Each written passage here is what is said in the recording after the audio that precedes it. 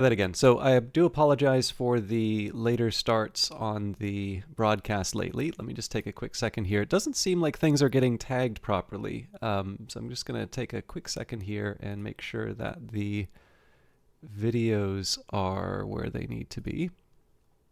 My big worry right now is that it doesn't seem to be showing Cobalt Core on my screen. There we go. Okay. All right, so I have a little bit of bad news for the Book of Hours fans. It seems that the video on December 4th may not have been uploaded to YouTube, or otherwise is lost. I don't feel great about that, but I suppose the bit of good news is that lately it's been focusing on a bunch of different books. It's been on a bunch of different crafting attempts. So I suppose if we're going to be losing a video when there is a bit less progress, that's maybe a little bit of a better one to be lost. But needless to say, I am going to do my best to make sure that I don't that I don't lose more videos. In fact, it looks like the same thing may have happened to the previous Cobalt Core video, but I noticed that that is still on my list for a couple more hours, I think. So I'm uploading that now, and hopefully that will fix it out. We are getting close to Christmas, so just a quick word on this. I will be very likely streaming on Christmas Day. I'm not 100% sure on the hours yet, but it does seem that there's some interest in that, and I think it does fall on a Monday anyway, so that is an exception in terms of me taking certain holidays off. And then, of course, the last an important disclosure here. I am playing a copy of Cobalt Core that Brace Yourself Games sent to me for promotional purposes. I think a lot of you know that I am a very big fan of Brace Yourself Games, both as people as well as game developers. So it doesn't take a whole lot for me to play their stuff and share it. But I will confess, I was really excited to hear that they were opening a publishing label. I don't know what happens with the publishing label now. I believe they had signed on 3 games originally, and they're all out in various forms. So Godless, I believe, was the first one that was announced for Brace Yourself Publishing, but that is still in early access. It's also quite a good game, which I am going to be returning to, but of course Cobalt Core also is a very good game, and it's sort of the new one, so I have a bit of an excuse to do that one. But in this case here, it's Rocket Rat Games who have developed the game. Brace Yourself are the ones who have published it, and it was Brace Yourself who gave me a key. And as always, I think it's important to disclose that, but I figure while I am disclosing it, I can also let you know that they are a bunch of really swell people who make excellent games. For those of you who are looking for more of Rocket Rat stuff, they have done Sunshine Heavy Industries, which I enjoyed tremendously. Cured, good evening. You were actually able to stick around for a stream today. Well, I'm very happy to hear that. I hope you like Cobalt Core. It's a very, very well done sort of deck building roguelike. I'm not particularly good at these kinds of games, but I really think that they've got something special with this one. I enjoy playing it even when I feel like I'm sort of not at my best. As far as the games from Brace Yourself, there's a lot. There are probably the one that they're still best known for is Crypto the Necrodancer, or for you blockchain fans out there, Crypto of the Necrodancer. It also has some various expansions and some very good music to it, so the music DLC is also quite good. There's a sort of companion to that for the Switch called Cadence of Hyrule. Now, I actually have a Switch now, so there's no excuse for me not to play it. I don't believe Tower of Guns was Brace Yourself Games. I never want to speak with authority on these things, but just because I don't know who did Tower of Guns, but I don't believe. Hello, Briefeefles. I hope you have a good rest. Thank you for stopping by. But yeah, so Cadence of Hyrule is a Switch title, which they released. I don't know if this makes them the first kind of outside developer to work on a Legend of Zelda property, but it's very cool that they did that. For those of you who are looking to branch out from rhythm-based roguelikes, they've also got a couple of more recent games, wonderful new games. There's Phantom Brigade, which they announced there would be an update for in January, I think. And this was actually interesting because we were sticking by Lord Gloom's stream, and one of the people in there was a little, like they didn't even necessarily say anything bad about the game, but they expressed disappointment at how repetitive it was.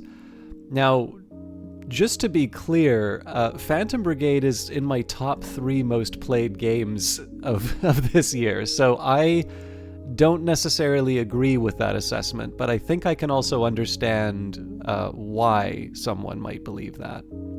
Obviously, for me, I enjoy changing things up for the brigade and trying different approaches, but I think if you are not inclined to doing that, if you're sort of expecting this game to constantly send new permutations to you,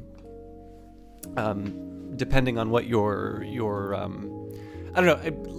There's a term from EA that I remember. I was listening to one of their shareholder calls, and I think Andrew Wilson referred to basically saying that we're not a content furnace, and I really liked that. I really liked that image. That there is a type of play now that sort of expects that a developer is going to be constantly churning out new experiences, and that anything short of that is sort of a failure or a disappointment in terms of a game. And number one, I think this sometimes can be a waste of talent, because I'm not entirely sure. Like, there's really, really, really good stuff that's made for games, and if it's this idea that it's just this constant conveyor belt of entertainment to feed us, I'm not entirely sure that allows us to enjoy the games for what they are and with any degree of depth. So there's a lot of different things I haven't tried in Phantom Brigade yet, and as a result, it's kind of fun for me to mess around with some of those different things. Now, I also don't think Phantom Brigade's perfect. There's a couple of things for me where I'm like, I suspect this had plans later on, and then they redirected the game. So, for instance, past the capital, I don't quite see a reason to go to any of those provinces other than, I just happen to like banging mechs around and move on to it. And I suspect that there might have been a little bit more to the setup for the there may have been a little bit more to that system anyway, but that's not a deal breaker for me. Anyways, I feel like I'm underselling Phantom Brigade, but it's a wonderful game. I believe it was originally a group called Tetragon Works, and Brace Yourself acquired them. So that is a full Brace Yourself game. And on top of that, they also made this really interesting sort of strategy city builder called Industries of Titan.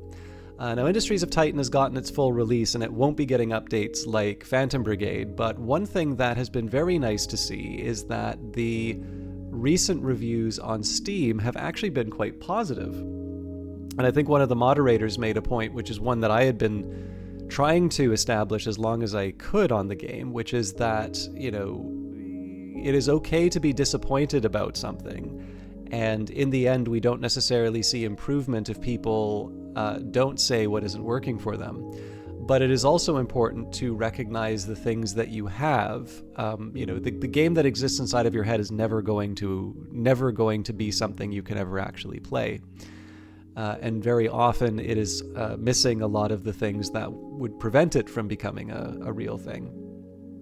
And it seems that with the benefit of time, more people are connecting with the game and playing it for what it is, as opposed to what they might have in their in their mind. And I think that's a nice thing, because I remember for a while I was quite discouraged by the fact that the game seemed to be rather harshly treated, and in a way that I don't think was commensurate to definitely not commensurate to the effort, but you can put a lot of effort into something that maybe is disappointing.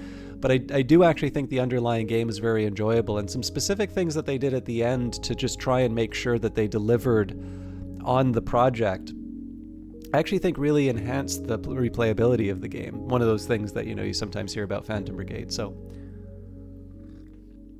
a very diverse set of games, which has also been expanded now through Brace Yourself Publishing.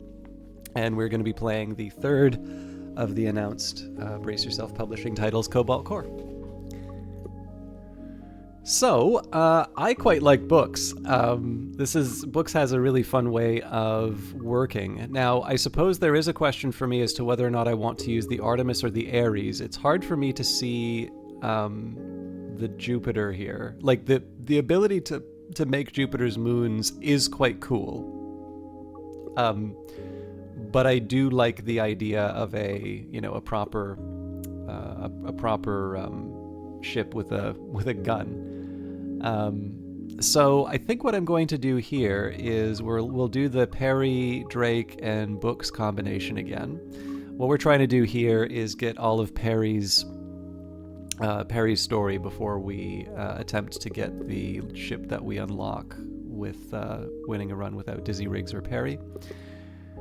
And I think we're going to go for the Artemis again. System time corrupted. Please select a boot option. Let's upgrade to... Put 2 crystal shards in your draw pile. Works for me. Move it, kid. Yes, ma'am. Ma'am? Nobody's ever shown me that kind of respect. We should hang out more. Sure thing. Enemy ship detected. Okay, so... the EMP slug will just knock the attack right out. Yeah, why not?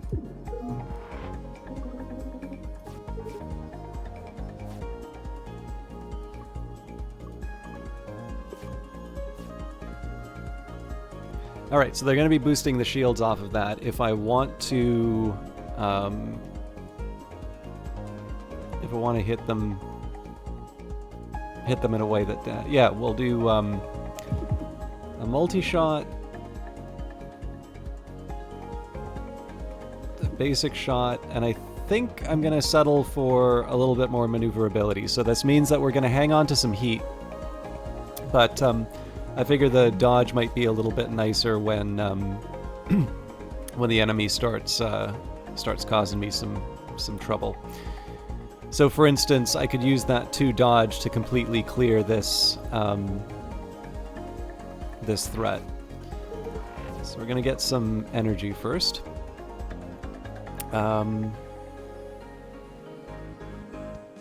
Mage Hand sure seems like a good way to start.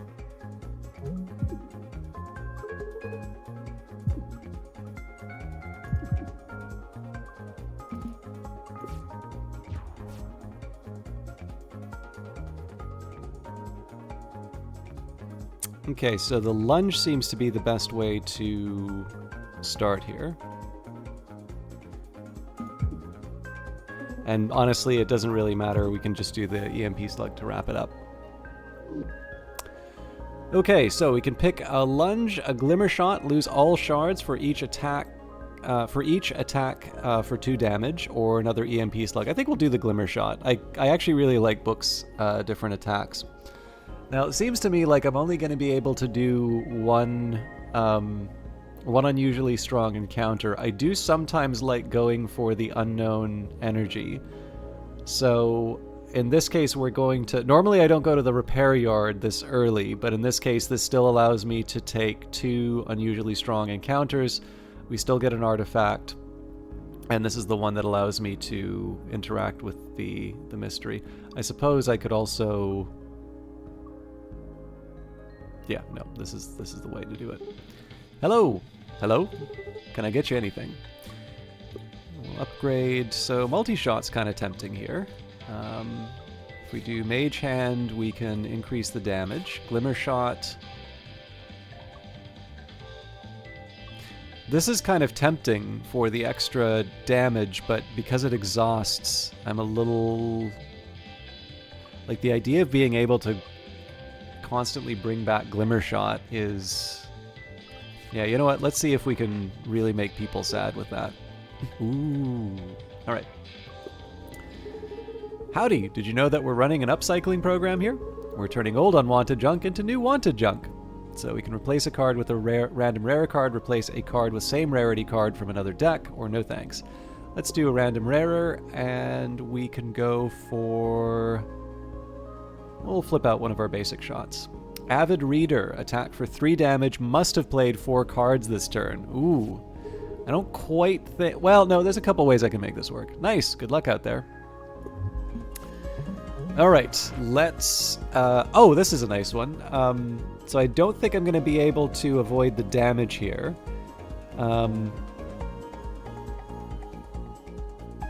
But we'll hit the EMP slug to disable the missile. And then I'll put a couple of crystals in the draw pile. And there's no point in me doing the shuffle because we're still gonna get hit. But I have my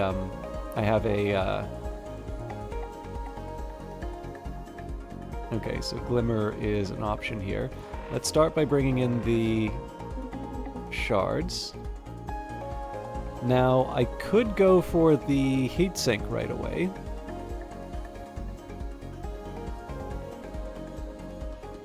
Well, let's go Glimmer Shot first. Yeah, then we do the other basic shot, and then we don't need to worry about dodging. It seems like a less forgiving, spacey Slay the Spire. Yeah, so that's usually when I refer to this as a deck building roguelike, I sort of mean, I basically kind of mean a Slay the Spire like game. It's one thing that I do like about it. So another comparison that people make is FTL. I think to a certain extent I usually like to do the comparison to Into the Breach a little bit more, because Into the Breach will allow you to sort of know and have full knowledge of what the enemy's about to do. So does Slay the Spire, but in that case I just think it's an analogy that fits a little bit more, even though Into the Breach isn't spaceships. But the other thing that's kind of fun about this is that, and I don't know quite how Slay the Spire handles it, because I've literally only played one game of Slay the Spire. But the fact that you have the different crew and also the different ships, I think adds something kind of neat. So one of the things that I struggle with deck builders, so a really good example of this would be Hearthstone or Magic the Gathering. Oh yeah, here we go, Kieran. So we're about to talk about the same thing here. So just for the benefit of anybody who might be watching on a VOD, respect to the devs for putting a good spin on the genre. Do you choose the 3 characters to start and get cards based off of each character? That's exactly how that works. So for instance, Hot Compress is a Drake card, whereas these two, Mage Hand and Swizzle Shift, are for books. I can actually give the description here. So Drake, a hired mercenary. Her cards are strong attacks and status effects, but be careful not to overheat. Books, an alchemist. Her cards use Shard as a resource to power up defense, movement, and mid-row actions. So, and then the other character we have is Perry. Perry's the only of these 3 characters. Perry's the only one that you start with at the beginning of the game. There's 2 others who we've done the full story for, so I haven't brought them along. But Perry, your weapons officer. Her cards are mostly attacks and instant movement. So, as you can sort of get from this collection here, it's a somewhat aggressive team. But yeah, so the sort of the I don't know, the knobs on the Etch-a-Sketch, the degrees of freedom, however you want to put it. Your crew will sort of determine some of the cards that you get, that you can pick in terms of the construction. And then the ship is going to determine certain characteristics. So for instance, different ships will have different amounts of shields, different amounts of hull. The Ares will allow you to switch between a cannon on one side or the other, and it will shield the other side of the cannon. And then the Jupiter has a special sort of drone that pops out, and that drone duplicates your attacks. So that one's fairly unique in the sense that you don't have the cannon to fire, but what you can do is you can spawn multiple cannon, and if that's, you can work out some fairly devastating combos. If you get to do, say, there's a card which it basically removes itself after you do it, but basically you get a straight up 7 attack. And so if you can do that 7 attack and you happen to have 3 of those turrets set up, well, obviously all of a sudden you're doing like a 21 21 damage in a turn. And there are some enemies that'll be able to survive that, but in effect, you're just deleting the thing from the game. So yeah, it's a really neat game. And one of the things that I was talking about, or sort of starting to talk about, was I do sometimes get a bit paralyzed in terms of playing deck builders like Magic or like Hearthstone or something like that. And it's just because there's so much variety in terms of the cards, and there's just so many things that you can pick. I like developing combos. I like thinking about what I'm making. But on top of the fact that there is so much variety in the game, there's also sort of a meta. It does really feel like these games have an unfortunate tendency to sort of gravitate towards a very dominant way of playing, even sometimes against the wishes of the designers. And, it removes some of the fun. Like, some of the fun, for me, like the fantasy of playing Magic the Gathering, is that you are this magician, right? You are somebody who is putting together a set of spells. You're taking the time to sort of study and understand what you're doing to bring about certain outcomes. And if that is then reduced down to, here's this unbeatable deck in the current meta, that element of sort of study and construction isn't really there anymore. So it's this sort of, there's kind of this corrosive effect on something that I might enjoy in the sense of study, where the reality of playing these games sometimes will create a situation in which the enjoyment that I might get out of that kind of goes away. And so, again, I don't mean to suggest that Cobalt Core is the only game to have done this, but one of the things that really works here is that my choices are based off of what is available to me at the end of a given encounter. And in fact, for those encounters, I'll be sometimes picking, do I want to go to the repair yard and maybe I can repair my ship, or maybe I can upgrade a card, or do I want to go against a particularly difficult boss, knowing that on the other end of that I'm going to get an artifact, which can sometimes be very powerful. And some of that's going to be circumstantial. But there is still the deck building component, not just in the sense of selecting the cards, but the fact that you are choosing the types of cards and the sort of the universal set that you're working with. There are a couple of things that'll allow you to go outside of that, but basically you are signing yourself up for a set of possibilities through the selection of your crew. What I notice is that it creates this very satisfying experience of having to think a little bit about my characters and the ship that I would use, without making me feel like I need to sit down and do homework before I play the game. So it's one of these things where if you just want to sit down... Now again, don't get me wrong, I am absolutely the sort of nerd who's going to sit down and read a huge manual for a game, right? Shadow Empire, Dominions, there's a lot. I just gave two examples, but I think you could even say Civilization to a certain extent is one that you would need to put some effort into understanding. But my big thing on this one is that it really does allow you to get the most out of the game early on. And but there's enough challenge to it. I haven't been going up beyond the hard difficulty. There's enough challenge there that there's a lot that you can... Okay, I know it's the stereotype, right? But easy to learn, hard to master, right? It's one of these things where there's a lot of nuance in the game, and that will sort of sustain this longer duration. And of course, I've got the story. I kind of want to unlock certain characters, which is proving to be sort of an anchor in terms of the individual choices that I'm making. I think I'm going to go for Mage Hand, though. I think the shield and attack has worked for us well so far. So this was kind of the start of the strategy we're going to employ here. We're going to go after the unusually strong enemy encounter for the artifact. From there, what I'll probably do is pick up the artifact, go for the unknown energy signature, go for the other strong one, and then if we need to repair, we can, but it would be better if we can get an upgrade instead. Spike the Second. Welcome to Spike 2's domain. So we actually named Spike too. That's our fault. Okay, now unfortunately, I don't have a whole lot that I can do. The Mage Hand would have been nice for really putting the hurt on Spike 2, but in this case here, I'm sort of limited to a particular set of attacks. So we're going to go for the multi-attack. Now, I do think that there's some value in still kind of pointing at the weak point here. So what I'm going to do is I'll go for the basic block, and in this case the Mage Hand, and that's just because that'll give me some shields, but because we haven't given Books a shard, it's not actually going to do anything. So I did give up on doing a bit of damage, but that's just in hope that maybe, Spike 2 is going to be confident in their positioning and not move us out of the danger. Okay, well, that didn't work out.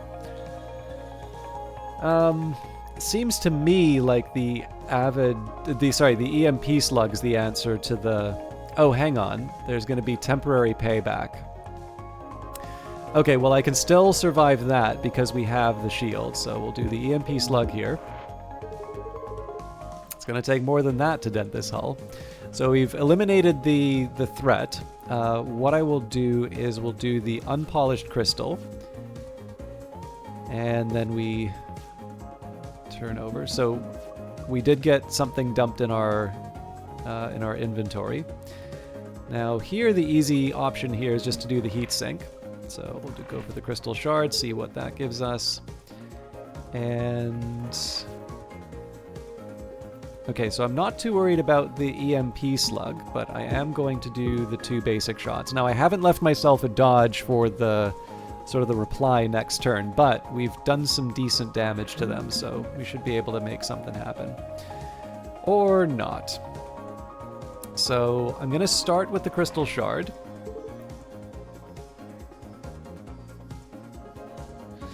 Now the real problem here is that, I'd love to do this glimmer shot, but every single shard that I lose is going to be another attack from temporary payback. So my better option here...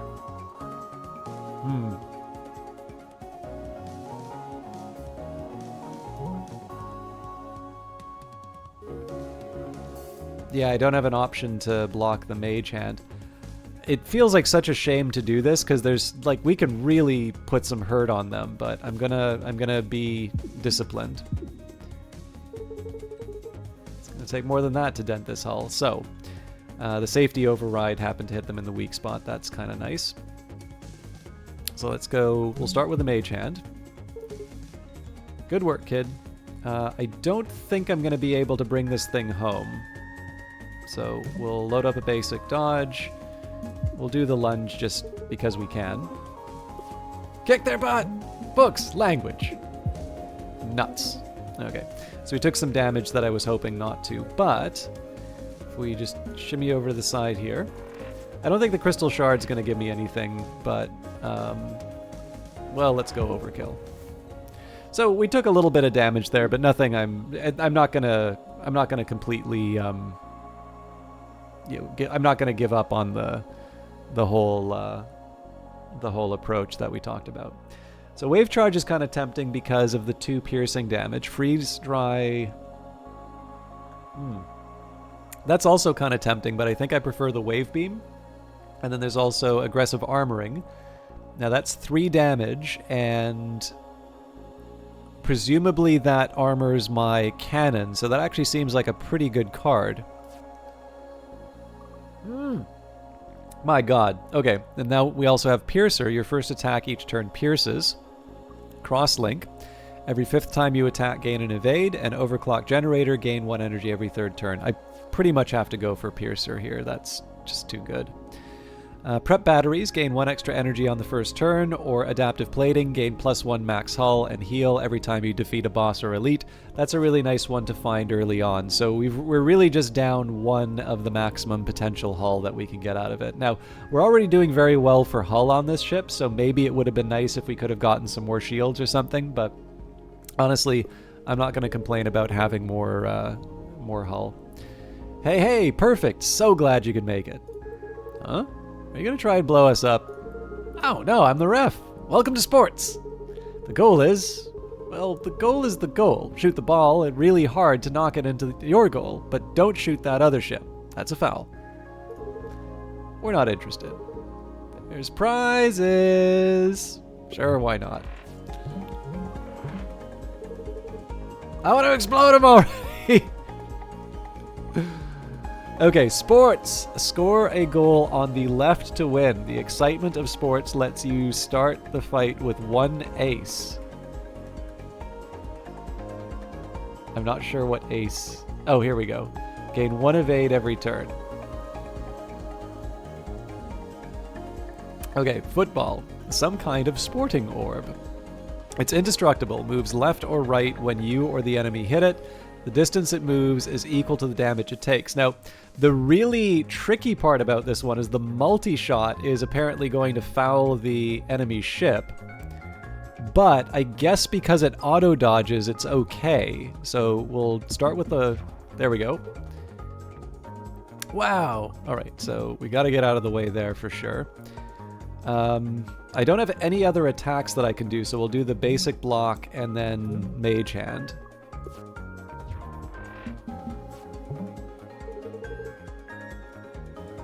Okay. They're going right. Punish that. So, I think EMP Slug is the most sensible, although we aren't going to be able to follow that up with anything.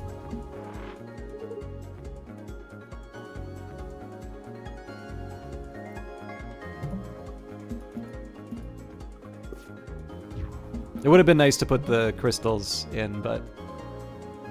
Oh, that's a good one for us. But...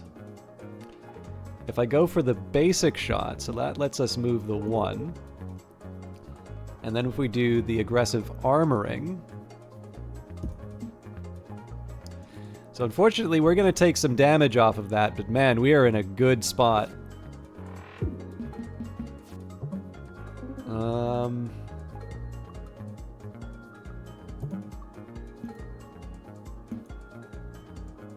Oh, I should have actually anticipated where that was going. So, oh,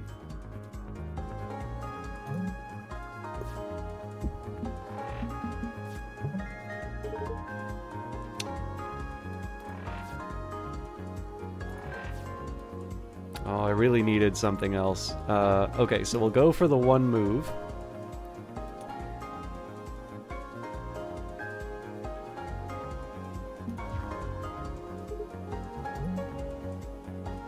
So again, we can't attack the enemy ship here, so they're gonna ding us.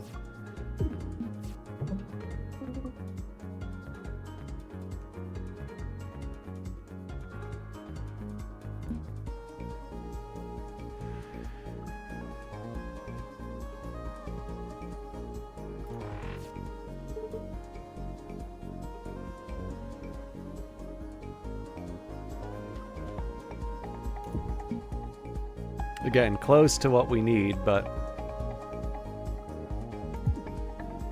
Ooh! Hey, yellow card! No shooting the other players.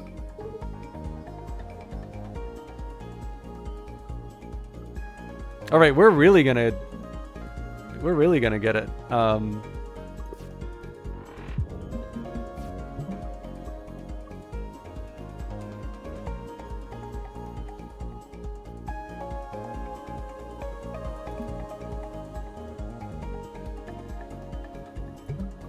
So this puts me in place where the enemy ship's going to be.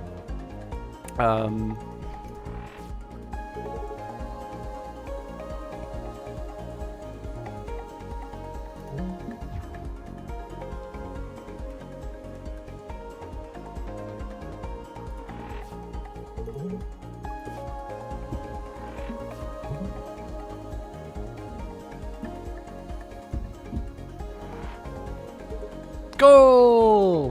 What prize do you want? So we can take the ball, sport orb, some kind of sportable... Okay, so basically acts the same way. Got any trophies? So we can go for the pressure fuse. While your hull is under half of its max, all of Drake's card attacks get +1 damage. Ion converter. If you end your turn with more than 0 energy, gain a shield. or sub-zero heat sinks. Heat can be reduced to -3. Now that is a tempting one, but I think the utility is a bit nicer, and we'll go for the good old-fashioned ion converter here. Enjoy your trophy. Return for some more sports sometime. So I feel a little bad about the damage that we took, but we should be able to make that up. Who's this guy? Hello, I'm here to collect the bounty again. The what? Are you kidding me? That's a fake bounty. That's my fake bounty. I put it on these nerds the day before the time loop started, so they'd be distracted while I robbed them. Excuse me? You tricked me. Now my feelings are hurt. Prepare to die, etc. Okay. Now, unfortunately, I don't think I can do anything about the, I'd love to hit him in the cockpit, but...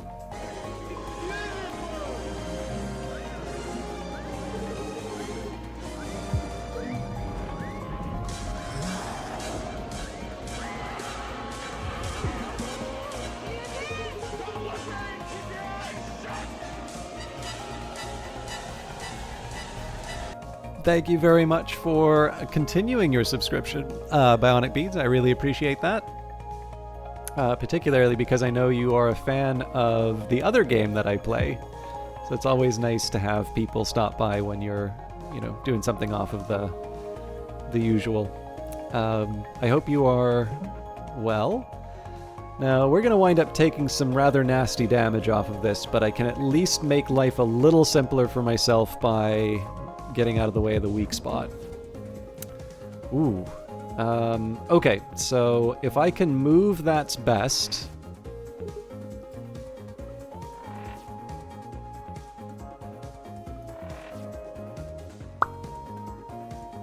I can't.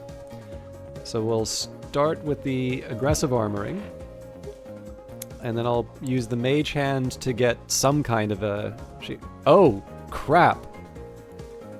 I didn't realize that applied to the enemy here, so we're actually blunting some of the attacks that I could have done. That's a real shame, actually. We are dead, actually. Oh no, hang on, the mage hand will... The mage hand will help me a bit, but...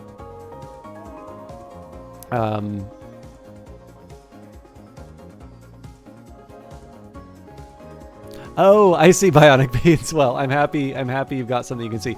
We're actually in a lot of trouble now. We're gonna fail again. You should be used to it by now. Thanks. Okay, so let's see what we can do to mitigate the worst of this. So we'll start with a basic dodge.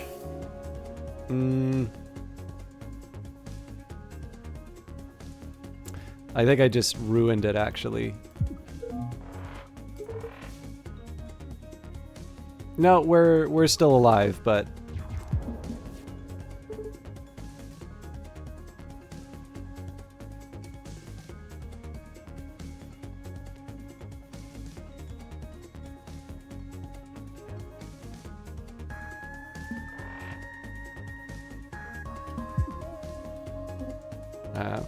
not enough. Oh, hang on, but we still survive.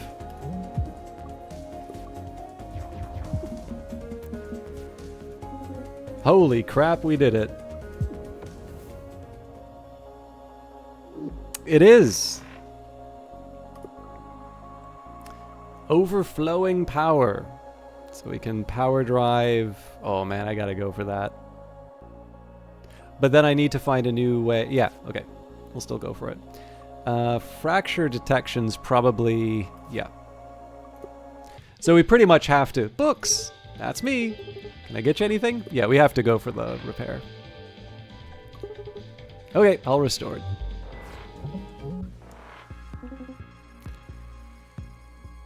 You always kind of hope that you can pull out some kind of a miracle, but let's not throw... This actually is a fairly decent little run we've got going, so I'd rather not tempt fate. Okay.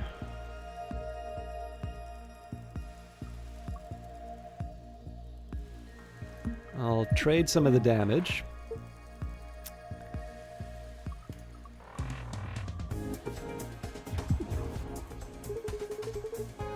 Okay.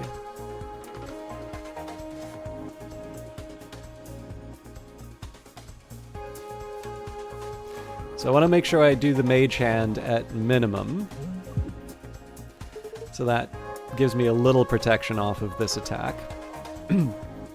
So then I can do the multi-shot, and then we finish with aggressive armoring. Okay, and that's a permanent one, so that's going to be something for me to think about in future.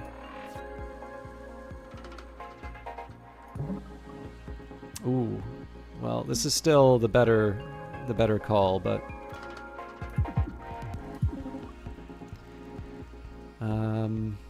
I should have gone for the overflowing power again. Okay, so if I don't find a way to mitigate both of these, I'm done for. I think a couple mage hands is a good start.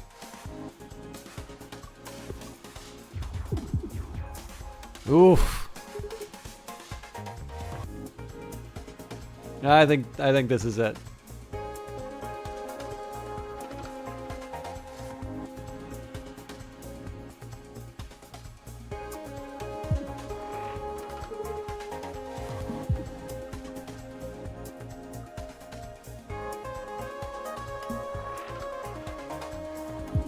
Yeah, it was close, but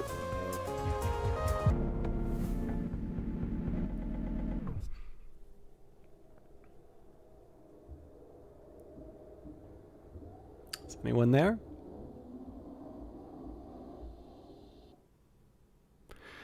All right, so half an hour. I think there's ways I could have done better on that, but we'll dust ourselves off and carry on again. There's that Dendrian. So despite the fact that he's sassing me, he's actually a pretty decent streamer. He gives lots of useful financial advice. And like, he always has to say, to keep the man satisfied, oh, this isn't financial advice. But we all know that he's just like being made to say that everything he says should be taken as very literal financial advice, and in fact, advice directly from his employer. And I'm allowed to say that because I don't work there. No. Vedrian is a broadcaster I originally found through Against the Storm.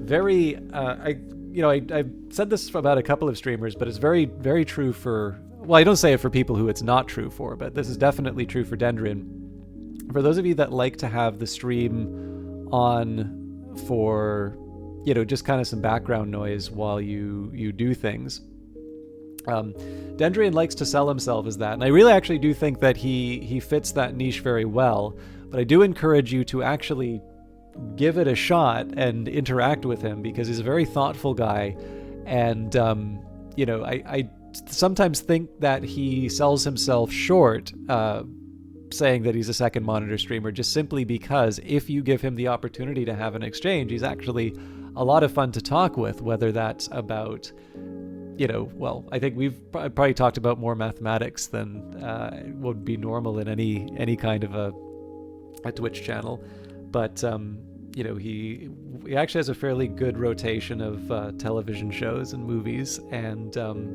also, I know this is always popular on the internet, he has a new kitten. So he's a cat, and he has a new kitten, and they're now finally allowed to be in the same room together. And it is very clear that the kitten has a very very independent streak. It pretty much takes over the broadcast whenever it's on the screen. So I figure cats, the old saying, cats get stats. So that's a good reason to watch Dendrian.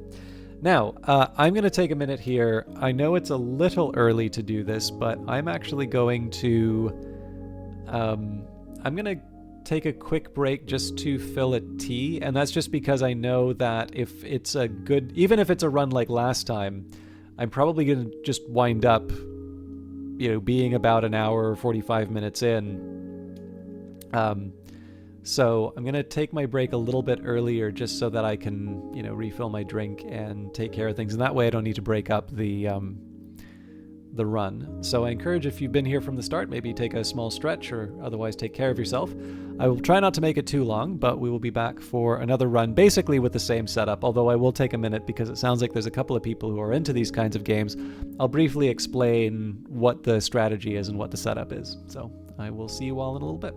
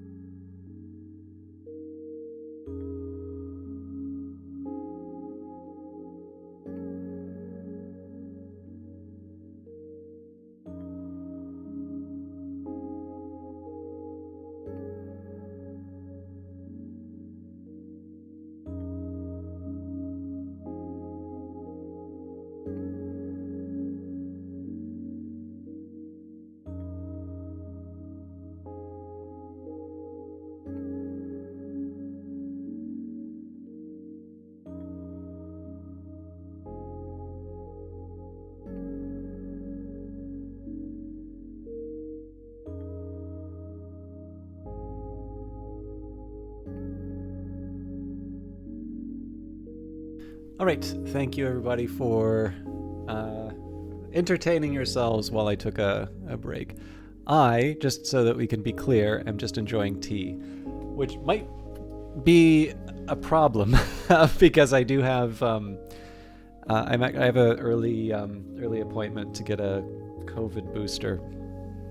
It feels a little weird, right? Like there hasn't been a whole lot of public health guidance in terms of when and how many boosters you should get, but it has been a while, and I know the numbers have been going up where I am recently. But more importantly, I also know that I'm probably going to wind up like taking a bit more transit and like just going out to places a bit more. So I figured probably doesn't hurt to prepare just in case. But yeah, given that everybody else seems to have the same idea, it turns out that there was only one fairly early appointment tomorrow. So I do need to be a little more disciplined in when I fix stuff. Okay, so this is the setup for the time loop. You get to choose your difficulties. So because we're playing hard, this is why our cockpit starts weak. We get +1 basic shot, fewer pre-upgraded card offerings, and then our max hull is a little bit lower. Harder will still keep the weak cockpit, +1 basic shot, +1 corrupted core, less pre-upgraded card offerings, -3 max hull, 1 less max hull gained from boss kills, and elites only offer 2 artifacts. And then if you are a glutton for punishment, take a downside on boot sequence event. Events are harder. Start combat with a brittle cockpit. I think that's different from weak. Yes, I believe brittle will double the damage. +1 basic shot, +1 corrupted core, -3 max hull, 1 less max hull gain from boss kills. Elites only offer 2 artifacts. Start with half of your hull missing, and most of the enemies are harder. I usually take it black, which I realize is complete heresy among people from the Sceptered Isle, but I've always been inclined to I don't know, I just like bitter stuff, I guess. This one's a little funny. It's called Espresso Yourself, so it has some coffee beans in it, and then there's some kind of flavoring on top of that. But generally, I usually go for just a good old-fashioned black tea without any kind of special flavorings. This one's a bit of an exception.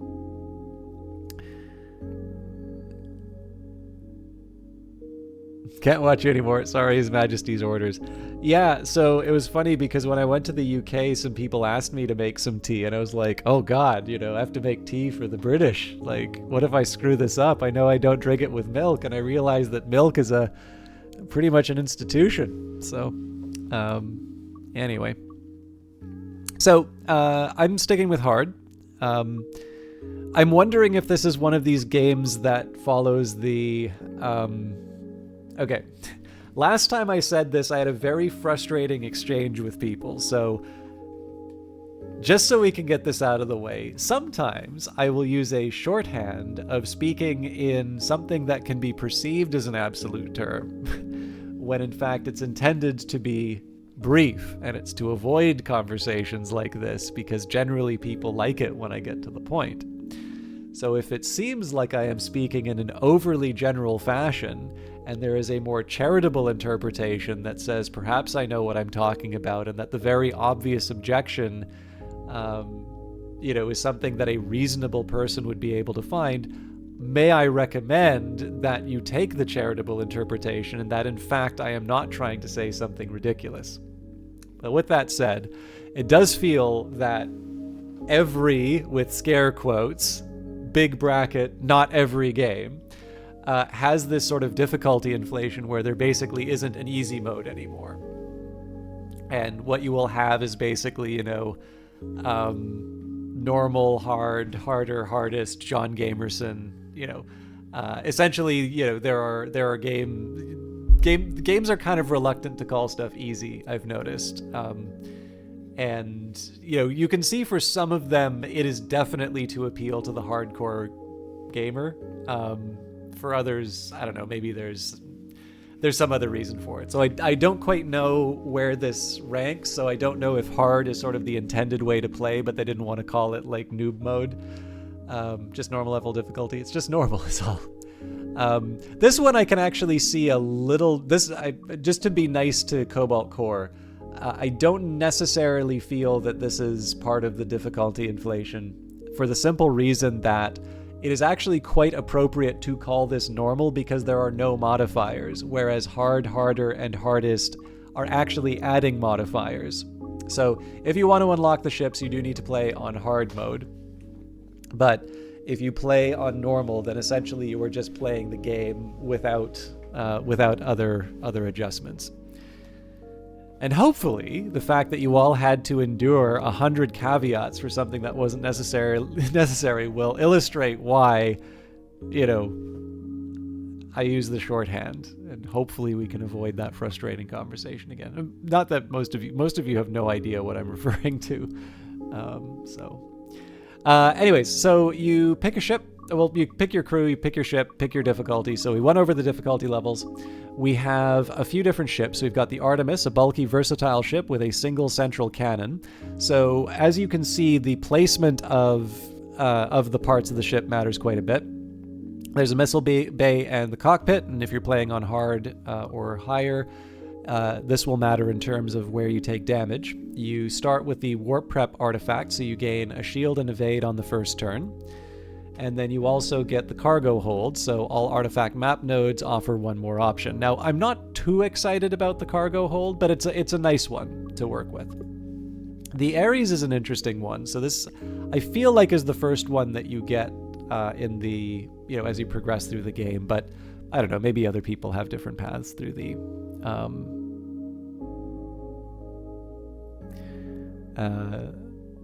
yeah, I mean, I don't mind over-explaining. It's just that I need to be really clear. Like, it can be very frustrating when you try to express an idea that shouldn't be controversial, and then when people decide to bog the conversation down in terms that I think a reasonable person wouldn't take. So, like, I don't know. Like, I feel when I say, you don't see easy in games anymore, I feel like that's a sufficiently general statement that people will understand. It's not, there are no easy modes in any games at all. It has quite literally been erased from the lexicon. Like, I don't really feel, if somebody was saying that to me, I would say, okay, they're speaking in general terms. There's obviously games that do have easy modes, but the tendency is towards this inflation. I don't think that's a controversial view, but there have absolutely been times when I'll say things like that, and it winds up being this extended back and forth,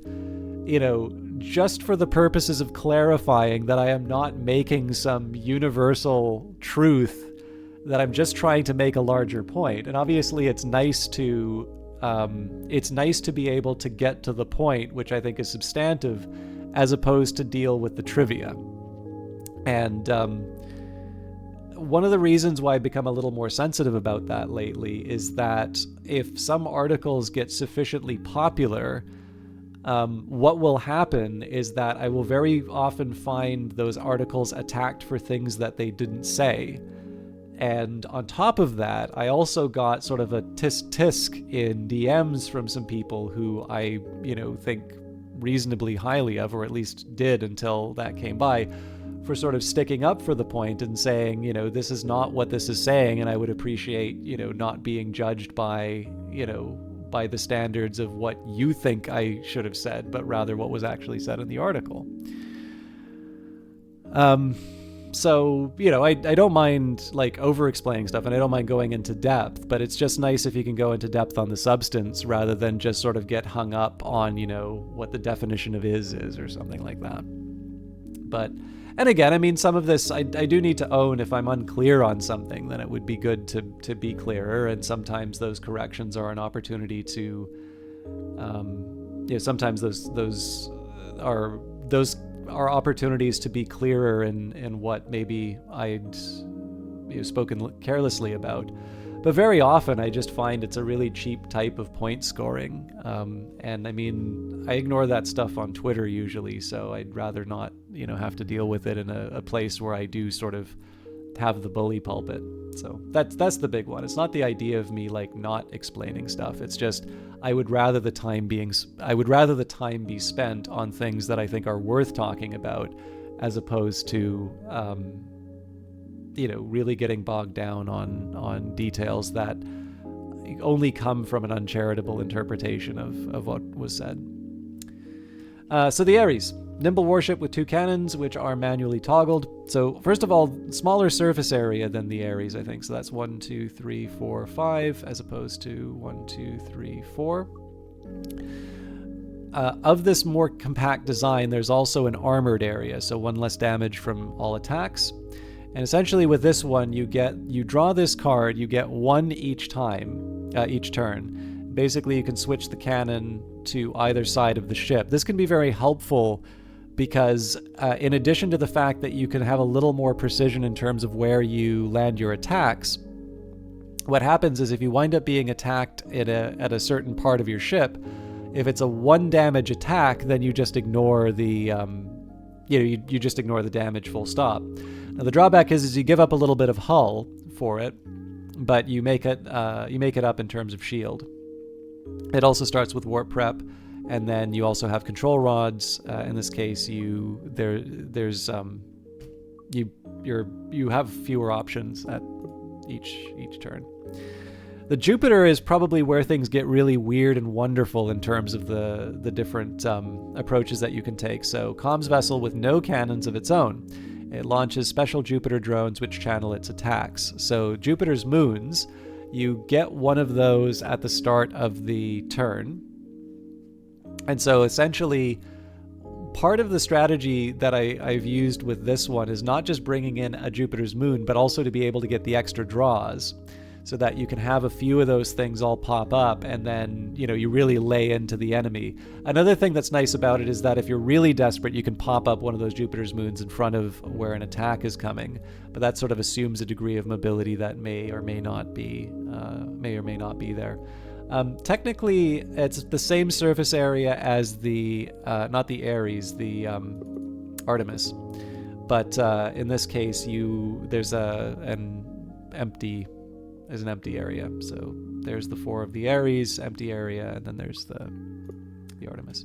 And then we haven't seen the other 2 yet, so we need to win 10 runs to unlock this one, which seems to have a big gap in the middle.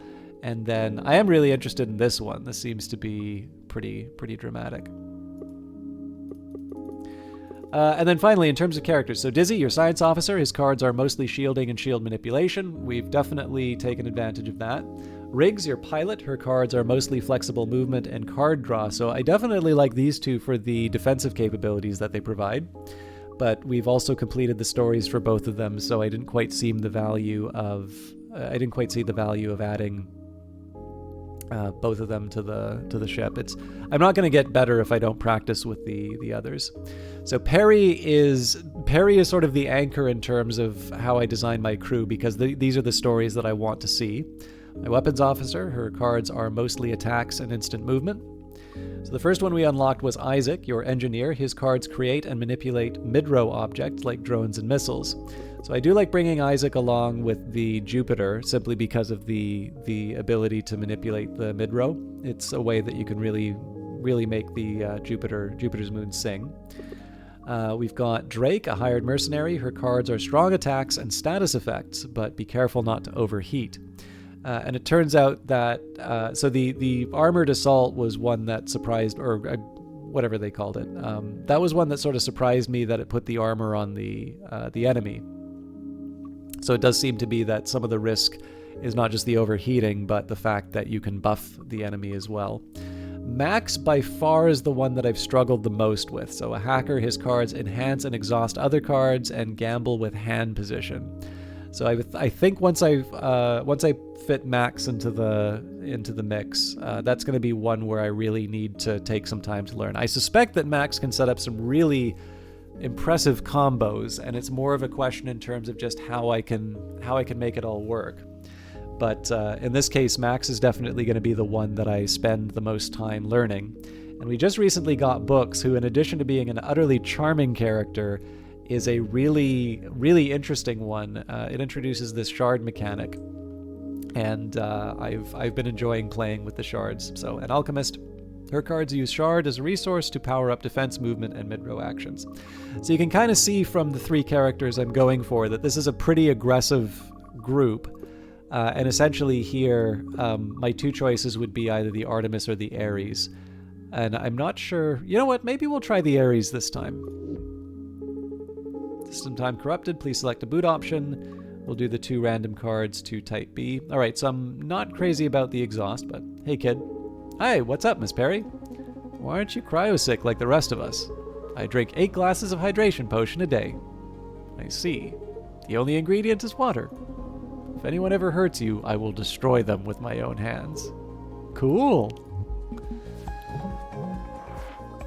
So here's a great first example about how the cannon works. So we'll toggle the cannon, hit him with the EMP slug, and then we can get another basic shot in. So notice I can't switch the cannon each turn. I can only do that once, but this is a way that we can make sure that we do damage to the enemy ship.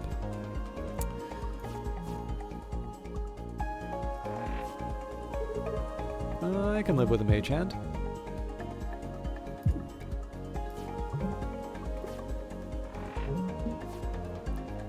Okay.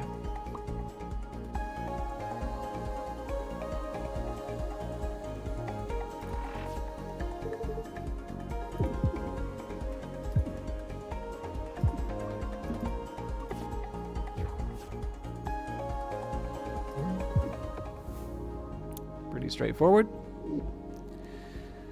The explosive slug is tempting because of its piercing attack.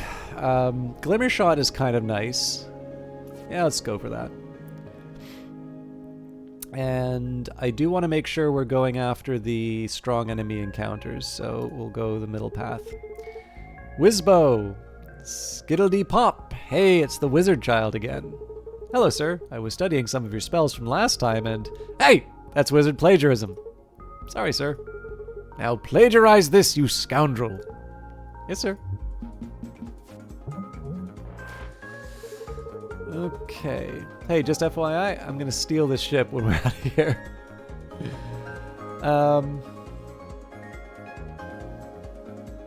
We really don't have a lot of options here, but I can at least buff myself and then get out of the way of this attack. I cast Greater Lesser Beam. Alright, so let's flip the cannon. Don't think it would hurt to do the EMP slug.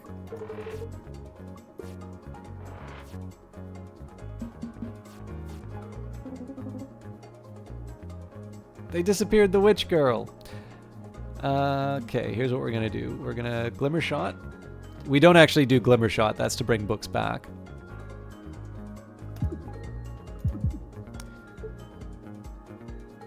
I was originally gonna toggle the cannon, but I can actually just fully dodge out of the way.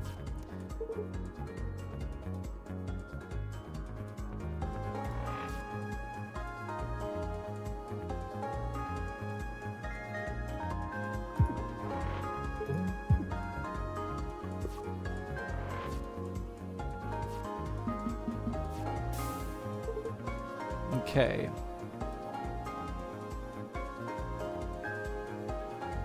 Gotta get rid of the toxic. Now I can't do 3 damage, but I can still dodge, so... I guess the question would be, well, we're max shield, so we can just dodge that.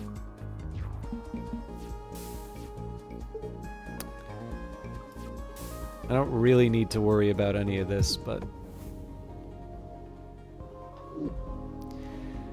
Okay, so Shard Pack. Gain a shield, put 2 crystal shards in your deck. Parry, attack is equal to total damage of enemies' cannon attacks. That can be very powerful in later turns. And then Zircon Zip. The flip is really helpful. I think I'm going to do the parry. The gnat. The gnat is a bit of an annoyance just because of the small surface area, but we can start by toggling the cannon. We can basically unload everything on the enemy here. Should have gone for the block.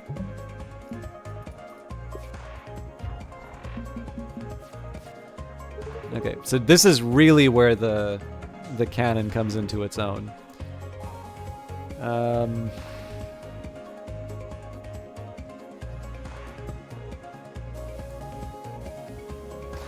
So I'm going to do the Glimmer Shot for starters. Ooh, I didn't anticipate that move though, so we'll hit him with the Slug. So I was thinking that it would only be one move. I didn't see how far the Gnat would move, but we'll win. Okay, Mining Drill is a little tempting. But a big multi-blast like this, I think I'm going to go for the multi-blast. Spike, second of his name. It's me, Spike 2. Alright. Just hitting him in the weak spot. So clearly piercing is ridiculous against an enemy like this, but... okay, so... we'll take the crystal shards first just because they, they give me extra draws. So this basic shard really doesn't do all that much. I'll Glimmer Shot to shoot through the temp shield, but it's kind of an expensive turn to be completely honest. So we're going to toggle so that we can hit the wing. So yeah, that cost us the Mage Hand, but we have the multi-shot to... well, Mage Hand still works. Okay. So this is a temporary payback. So in this case, we still want to move. I'm going to go for the multi-blast, and we don't need to worry about the rest. I pretty much have to go for... like, Unpolished Crystal, Mineral Deposit, great, but 4 piercing damage is a lot. So Heat Distiller, gain 1 Serenity every 3rd turn. The next time you would gain any amount of heat, instead lose 1 Serenity. Recalibrator, draw a card every time you miss a shot, or Jet Thrusters, gain 2 evade on the 1st turn. We're definitely going for the evade. Okay, now unfortunately we don't have a...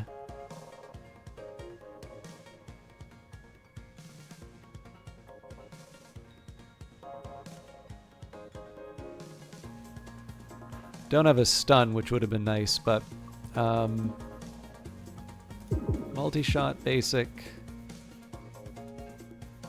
and then we just get out of dodge. Banter subroutine, banter subroutine ended. Oh, never mind. All right, so Seer doesn't really matter anymore, but we'll go for it. And probably the basic shot makes more sense. Okay, so if I can do some heavy damage here, we can end this fight, but...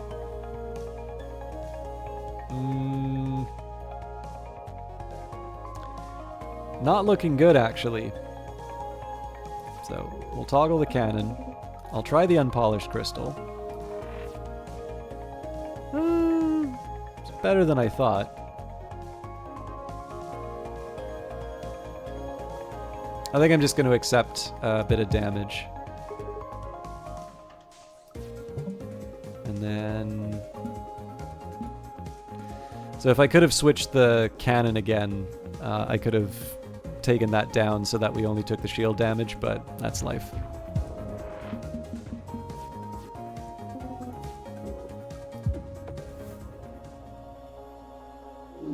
So overall, 1 damage on our way here isn't too bad. Another parry or a shard pack. I think I'll go for the shard pack this time. So Premeditation gives us a 2-jump. Shard Collector, you may hold 1 more shard. Now that will potentially be helpful. And then Shard Enhancer, the first time you play a crystal shard each turn, you gain a temp shield. That is also tempting. I think I'm going to do Shard Collector though. Sub-Zero Heat Sinks, not my favorite, but I'll live with it. Okay, now this would be a good time for me to do something like the parry, but the EMP slug is a little bit more appealing in this case.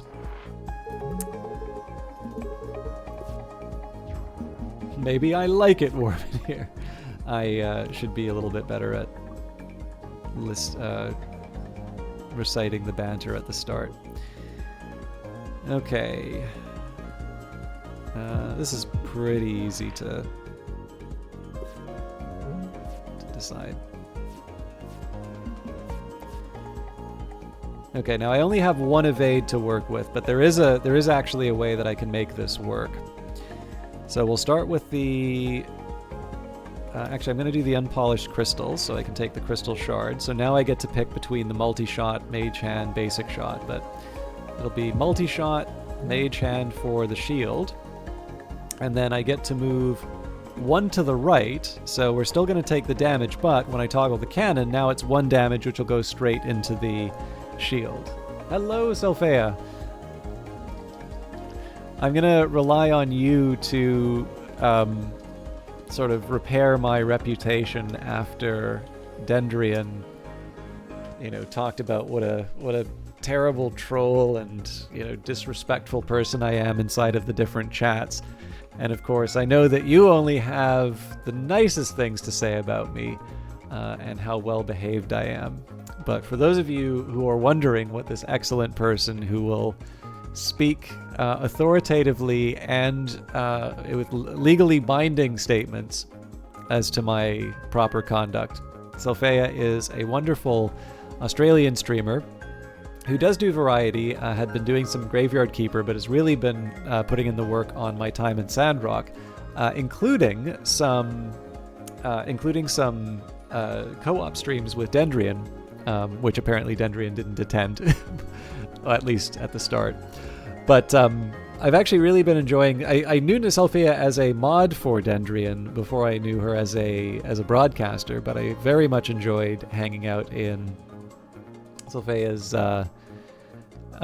chat, and as it happens, is actually a reasonably well-connected broadcaster as well. It sort of feels like they know a few names or a few people who have drawn a larger viewership.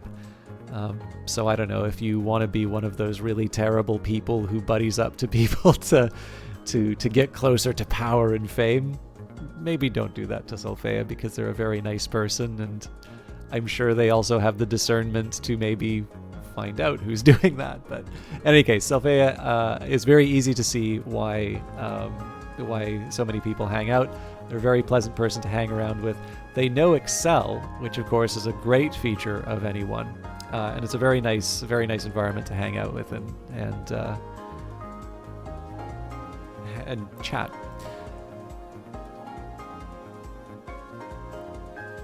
Dendrian says he's bad with dates, but I think there's probably some drama working in the background. All right. Guess it doesn't really matter between Multi-Blast and Sear, but the Multi-Blast won't burn my ship. Unfortunately, I don't have the shards, so we can't finish the fight. But I'm assuming we can't have that much trash. Yeah, the MP Slug will finish the battle. So what's it going to take to convince either of you to play the excellent Cobalt core? Sapphire Shield is tempting. We did go for more shard capacity. I'm good at this. Okay, so this is a nice place to start. Check this out. We can go straight to the cockpit. In fact, this does double damage, so even though this is going to be fairly costly, I think the parry straight in the center is a good way to start the fight. So I'll move 2 to the right like this, and then we can toggle the cannon, and we don't take any damage. So apparently this was a default. This is my big cool attack. That's apparently just some like text that they put in to, show that it was working, and they decided that they wanted to keep it in the game. Just make sure you put this one at the very top, Dendrian. I trust you will. So 6. We should be able to finish this fight. Yeah.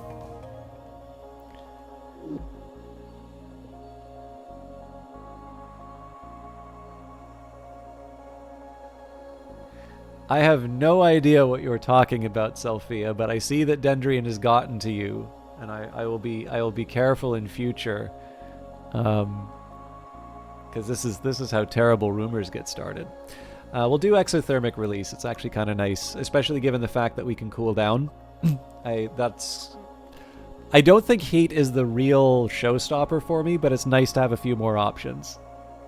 You don't know anything about this game, no idea. You don't really understand deck builders. So this, I like the idea of deck building, but the practice doesn't always work out for me. This is actually a game that I really do feel limits some of the more paralyzing parts of deck building. So I think in this case you get all of the fun of like trying to work out a good build for a run without winding up in the situation where you sort of feel like you have to do a bunch of homework to enjoy the game for what it's worth. Okay, I think I'm going to try the ion converter. Howdy. Hi. Can I get you anything? We will I'm really tempted to see what Fight Me does, but we're going to do upgrade. Now if I try parry,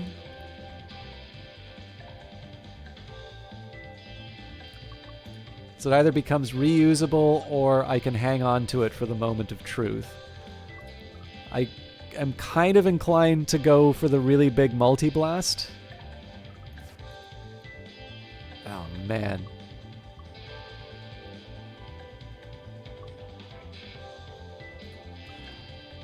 Yeah, I think we're going to go for the big multi-blast.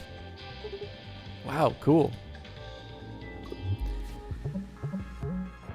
Okay.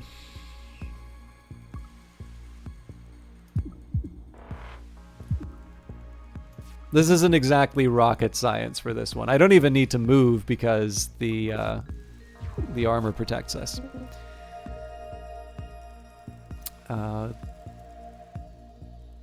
I think I'm going to wait on the parry. We have other things that we can do.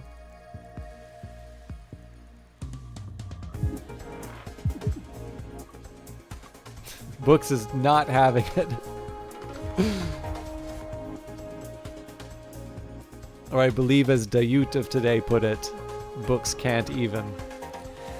Okay, let's hop one over. I will put a crystal shard in my hand. That's mostly just to get the crystal. We're obviously not going to do anything with it. And again, because we've got this armored part, we still don't take damage. Whew, not as bad as it could have been. Alright, so now I actually do need to worry about my survival. Actually, you know what? I still don't.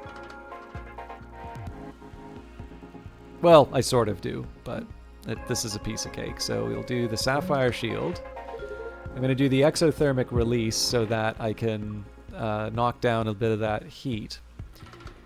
And we will take the 1 damage to the shield because I can't have like both cannon, like both sides of the cannon retracted, or I guess both, multiple cannon. Anyway, you know what I mean. But in this case, I'll absorb one of the hits. So in the end, it's just one shield damage. Wow, energy to shields. It's magic. Okay, so Shard Pack is a little tempting here.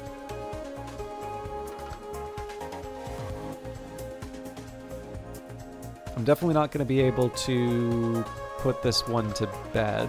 Actually, you know what? I've limited my options for future activities, but...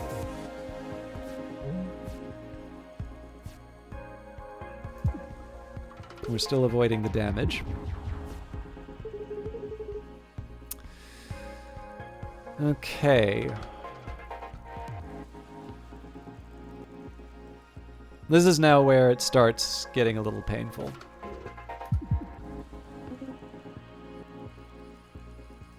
Actually, hang on.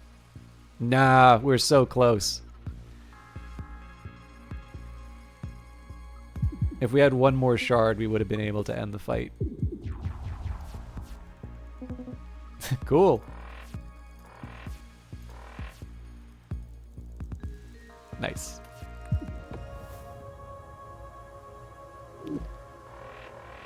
So we heal when we go after the big bad, so we're definitely going to go for overflowing power on this one, seeing as we've boosted our capacity for shards.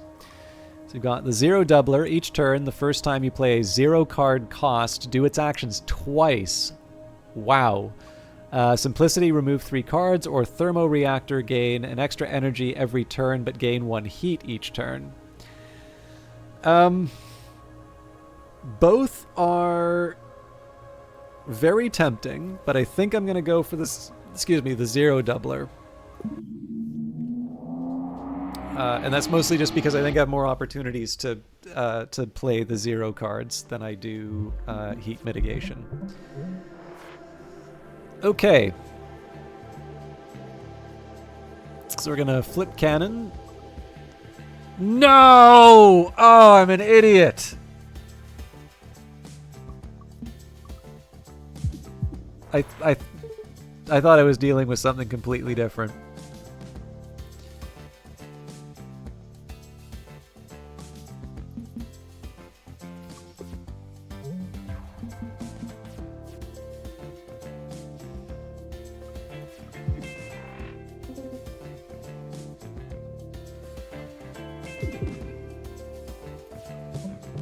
So that's 4 that I get for the dodge.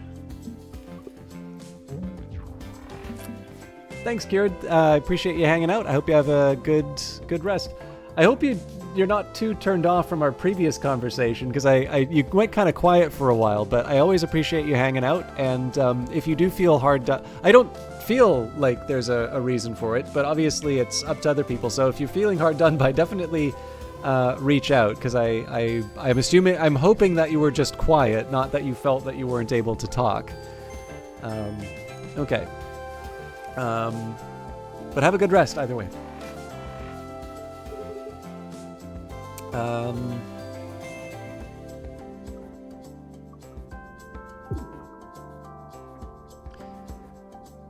It's probably better to do the damage.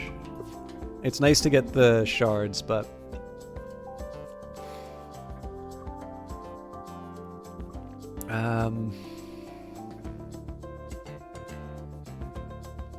so I can make life a little easier for myself. Oh, this is going to be a weird one. That sucks. Okay, well, I'll do overflowing power. Yeah, so there is actually a drawback now to having the 0. I replace my my cannon positioning.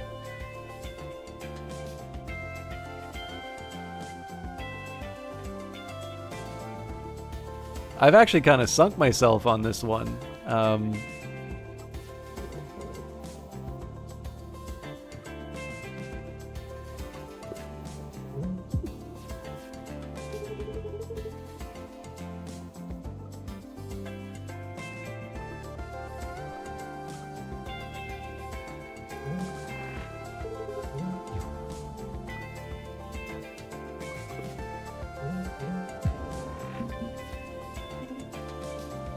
Okay, so fortunately it went into a position that I can damage it with, but yeah, this is gonna be hard to deal with in the future.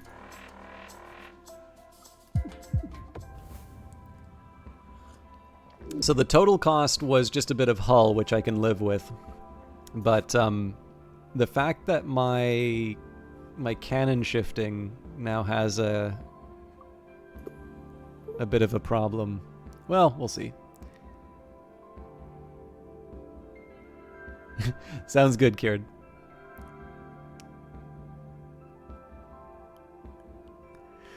Great to hear, Bionic Beans. Good luck with the job application. I know I had some recent good news on my own job search, and that was about a year of work. So sometimes the rewards are delayed, but they are worth it. So I appreciate that immensely.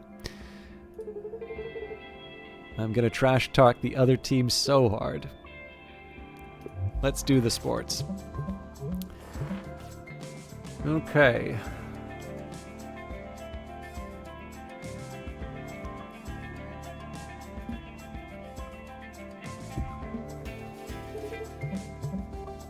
Sportacular.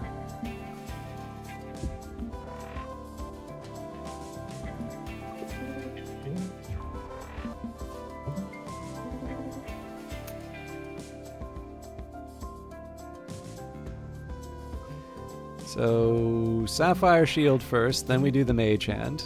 So if we get hit by the enemy, that's not the end of the world. God, this is a tough one. I'll go for Overwhelming Power.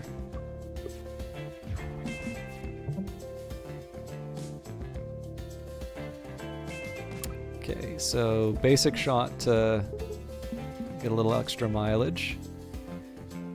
Now I would need to move 2 to be able to move this the 1. I'm not entirely sure that's worth it, so we'll do the Glimmer Shot instead.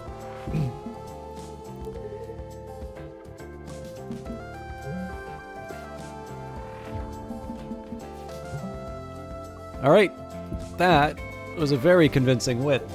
Goal! What prize do you want? I think we're going to go for the shield memory. Enjoy your trophy. Return for some more sports sometime. Okay, I think we're going to go something like this. It's the duel guy again. Let's just shoot his weak point and be done with it. I'm not offering a duel today, jerk.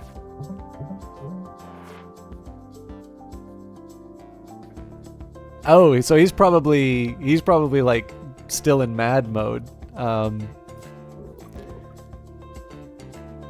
Oh shucks. Oh no, hang on. It went right. It went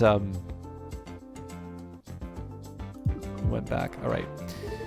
Not great, but it's what you get for using armor.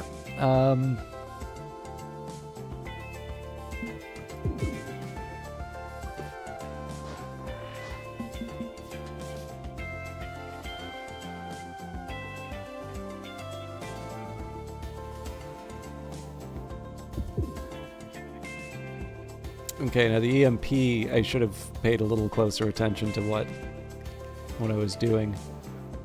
I think I'd rather take the damage from this than the... Actually, I guess it doesn't really matter. I think I'll do the exothermic release, and I will take it on the shielded side. Although I probably should have done overwhelming power.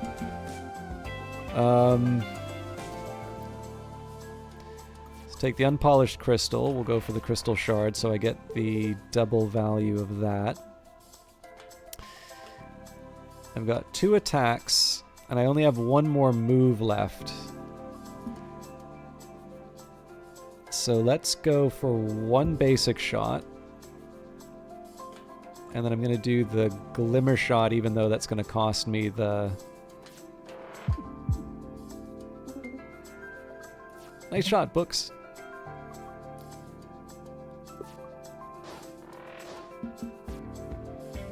Alright, this will make life a little interesting.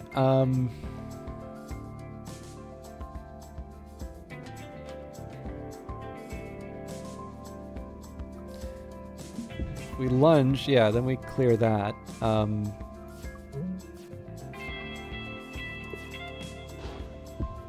Not clear how I'm going to fix the cannon situation. Oh, well, crystal shard's an easy way of handling that.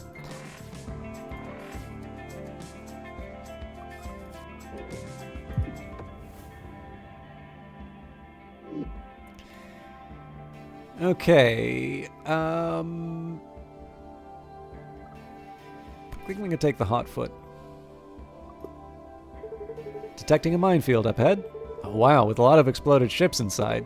Let's stop and look for cool stuff. We'll probably barely explode at all.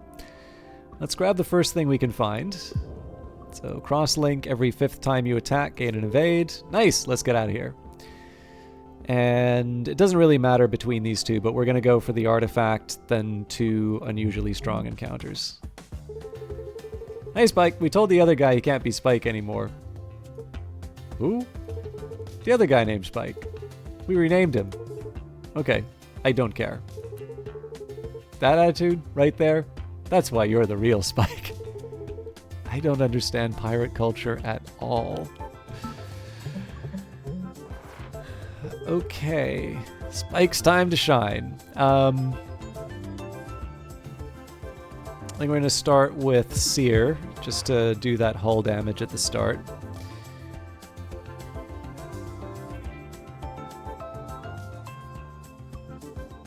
Now, I guess with the Ion Converter...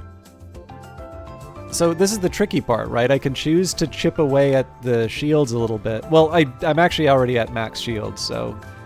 now, I don't see any value... hang on. There is a little value in doing the lunge.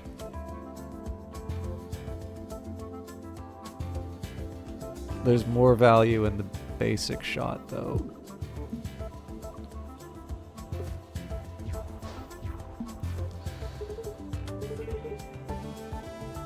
Okay. You ready? Or you don't?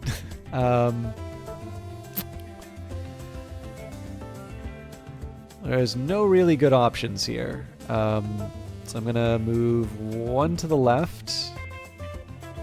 I think we're going to do the Sapphire Shield, Basic Shot, and the Hot Foot.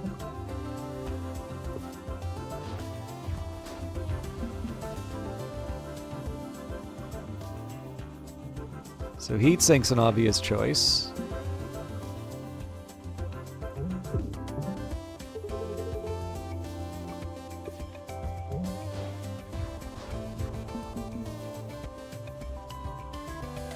Again, Overflowing Power is a pretty obvious... this 3 is going to be the death of me. So one of the problems here is because I have this thing which doubles the zeros, I'm not going to be able to move the attack where I want it here.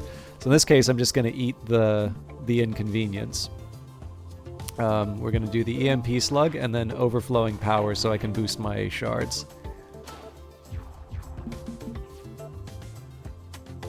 Okay, so that basic dodge definitely helps.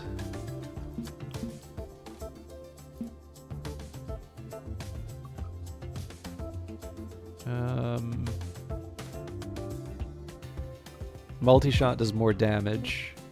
I think I'm going to do the shard pack so that I get the advantage of the 2 zeros.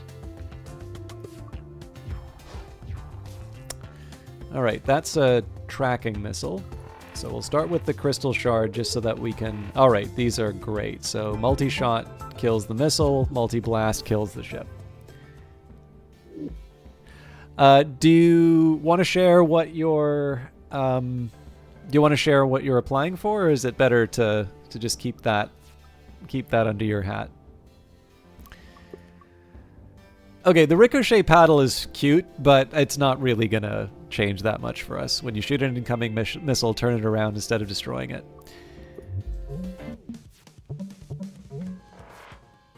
Okay, so multi-blast. I think we'll put the crystal shard in hand. Doesn't really change a lot of my behavior, but it's nice to get the early crystals. I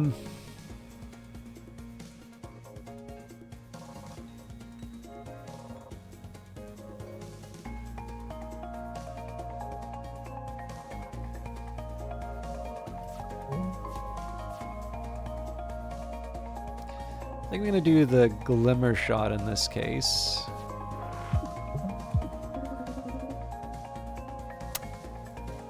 I think in this case I'm also going to eat the attack because we're going to be getting some shields reasonably soon anyway. So crystal shard. Now that allows me to use the cannon properly.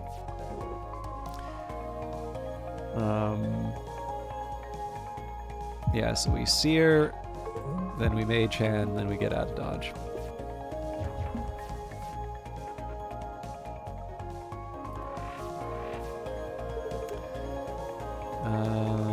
think an EMP slug makes a whole lot of sense here. A little overflowing power.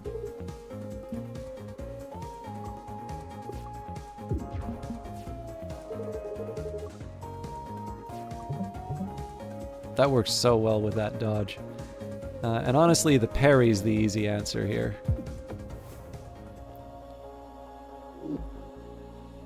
So I kind of like Mineral Deposit, but I think the better option is the Wave Charge. Okay, so Jumper Cables at the start of combat gain Temp Shield equal to your missing hull. Rock Collection to Geodes will always be near your ship at the start of the combat. And Stun Calibrator after your first attack each turn gain 1 stun charge. I think we'll go for Stun Calibrator. I can see that helping. Oh man, the Rogue Starnacle is a really fun... that is a really fun creature. Okay, let's...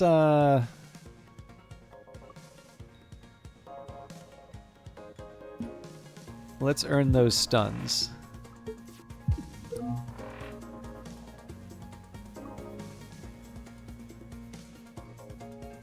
Now if I flip the cannon...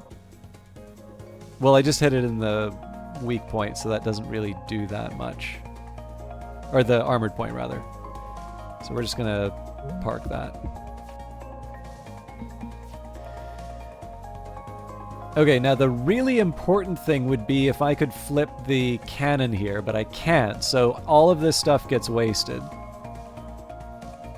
Unless...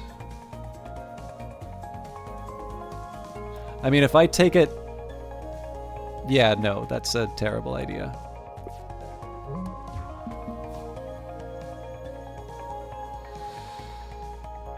Okay, so... Unpolished crystal.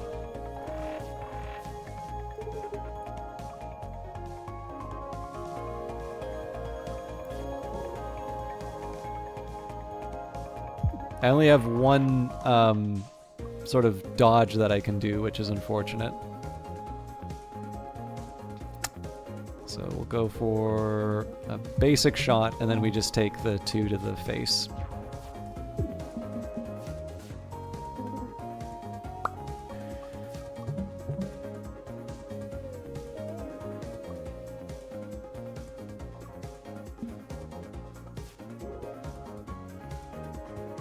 Shard Pack's probably not a bad idea here.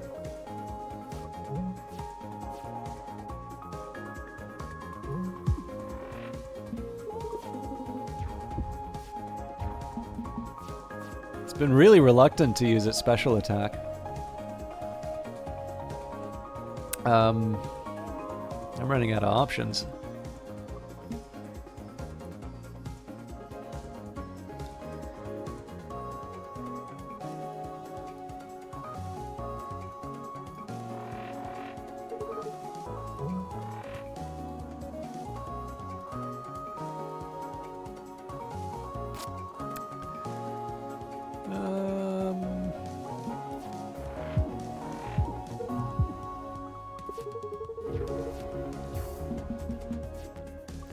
I was really hoping we could have done a big shot like that. Ooh.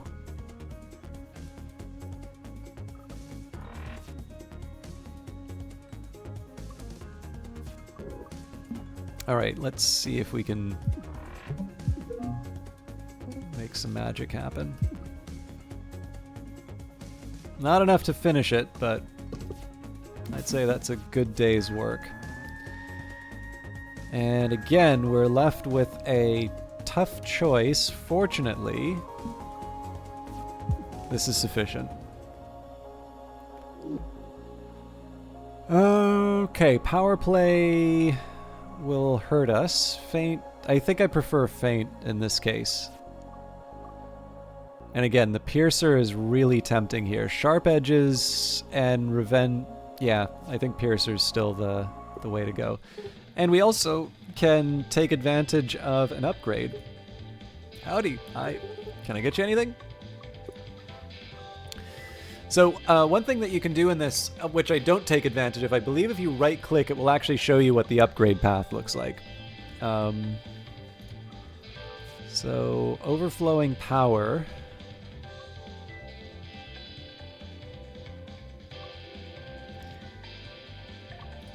The extra 2, see, like, so I've never been able to really use this, but it feels like something that is a lot of damage. 2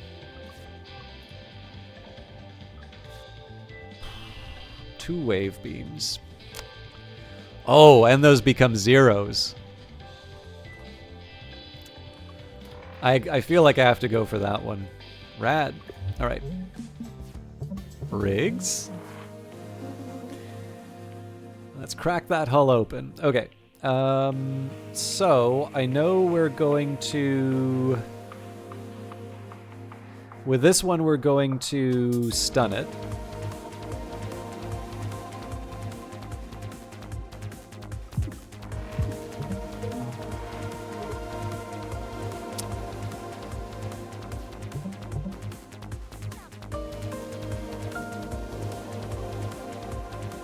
Yeah, this works. And then we don't take the damage because the cannons act. Oh, no, we didn't have the stun. My bad. Okay, well, we still have the shield, though, so it's not the end of the world. And they decided to give us the weak missile base. It's going to take more than that to dent this hull. So explosive slug by far. I don't really want to deal with that. Miss Drake, can I cool it down here, please? Can't stand the heat. Stay out of the kitchen. I think really Shard Pack is probably my better option here.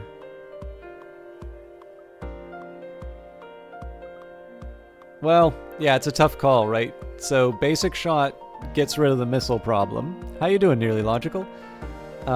Shard Pack. No, we're gonna go for the crystal shards.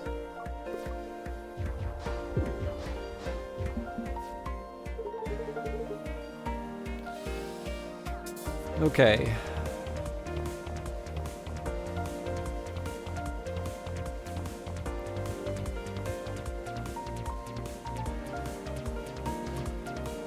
So here's how I think we do this. Multi-shot will stun this.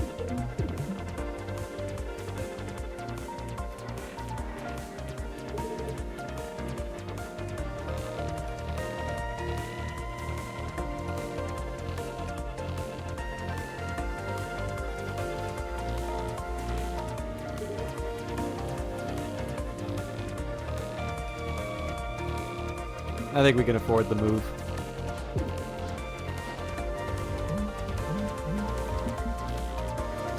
Okay.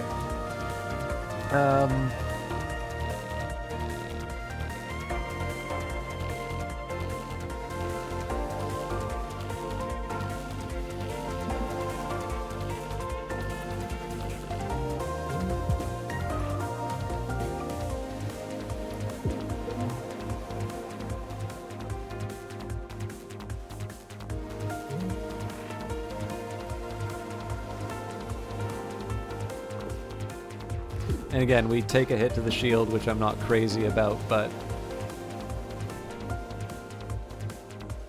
it doesn't really hurt anything either. Okay, so this crystal shard's going to do some magic for us, because now we can do an overflowing power. So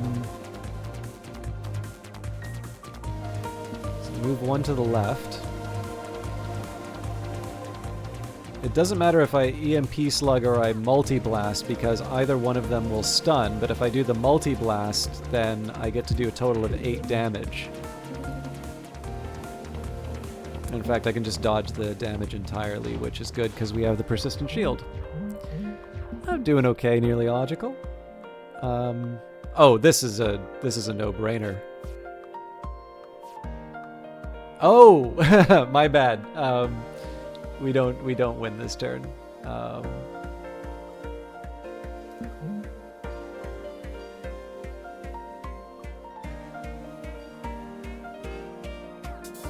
I did put myself in a slightly worse position than I should have, but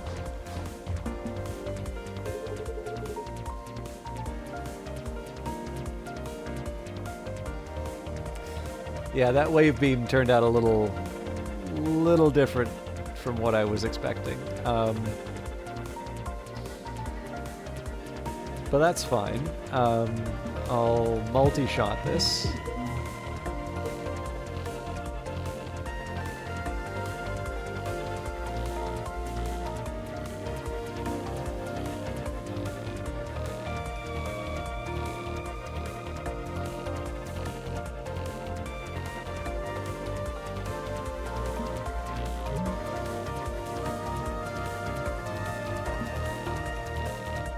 I'm not really sure that fixes anything, but so we're gonna lose all our shields off of that. Where the hell are those wave beams I was wanting? All right, we should still be able to see this through.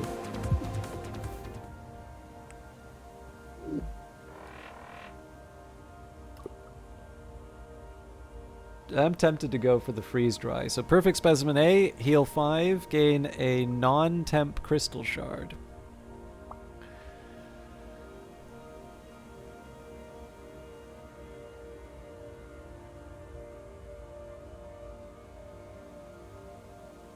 Zero draw is also kind of tempting here, but perfect specimen A, I think that's a little too good.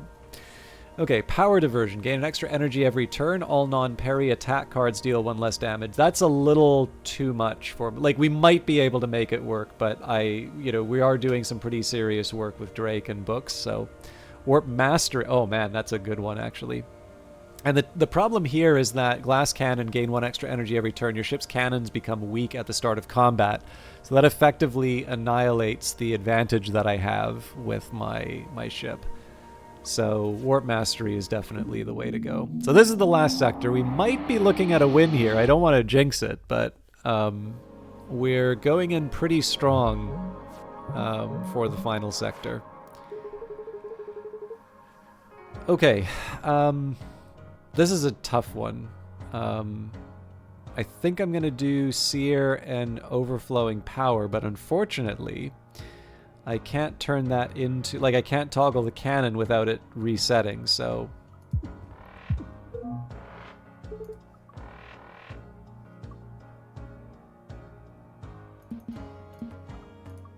It's probably more of a scaredy move than I should have done, but.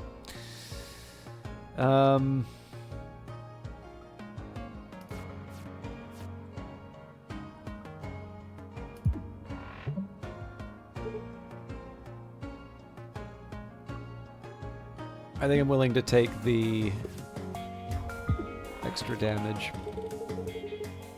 It's gonna take more than that to dent this hull, so basic dodge. This is really good for augmenting our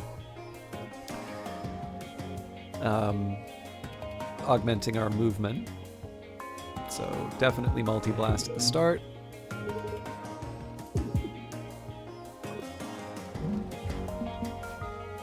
Okay. I don't really need the perfect specimen right now. Remember, if we do this if this is our first 0, this applies twice.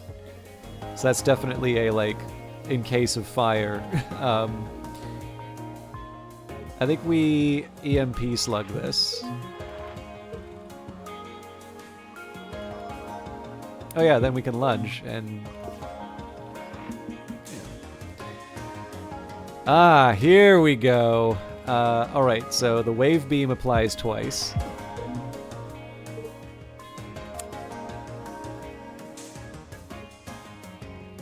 Now I put the unpolished crystal in the hand. Now we've already blown our 0. But we do get to draw again. Fortunately, we don't have enough to finish the job. But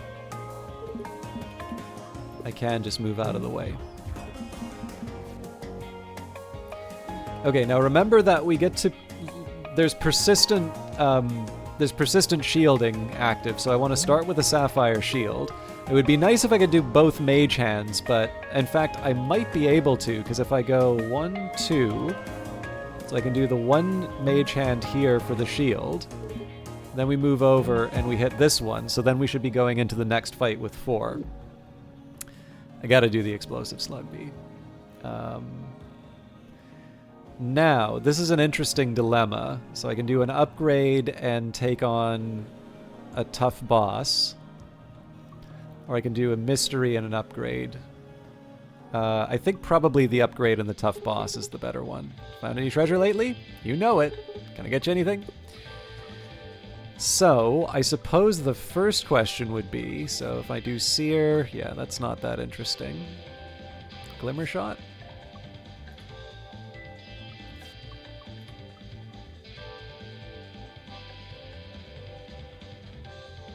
I'm a little surprised the Perfect Specimen wasn't one I could upgrade.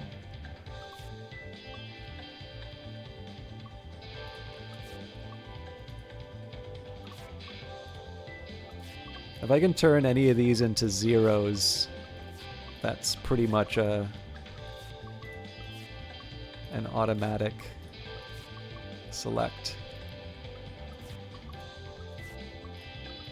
I am slightly tempted to make this parry a bit more design. Yeah, you know what? We're gonna go for parry B, because being able to use that in the core fight is a potential game changer. It's cute that you guys use the piercer. I just do the piercing attacks to begin with. Okay, let's I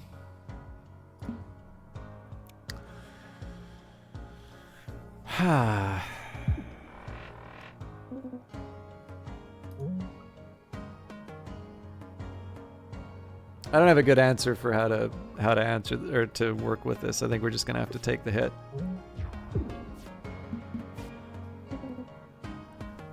No hull damage. Okay. The multi-blast is a no-brainer.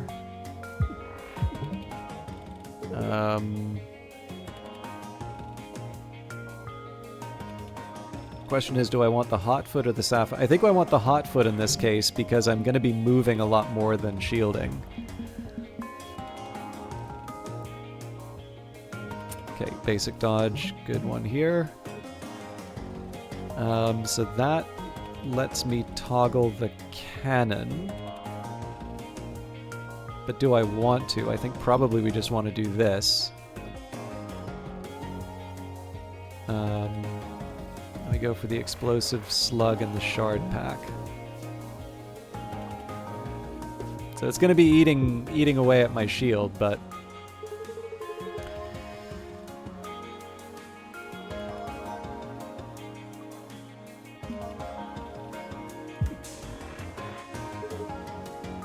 I feel like I gotta do overwhelming power here.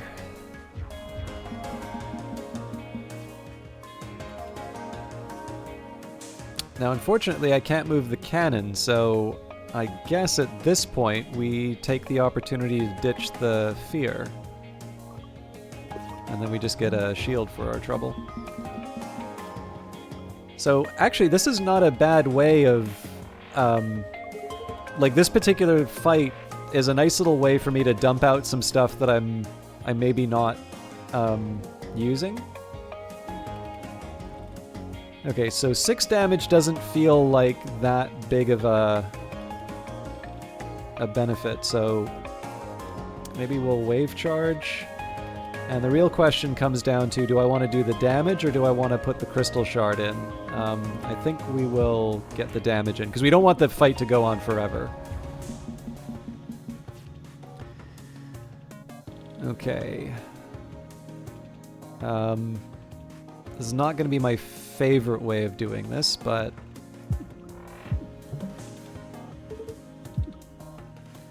And then at this point, the parry is a no-brainer. Even at the expense of the block. Magic Battery is kind of interesting here, although that does kind of cancel out my...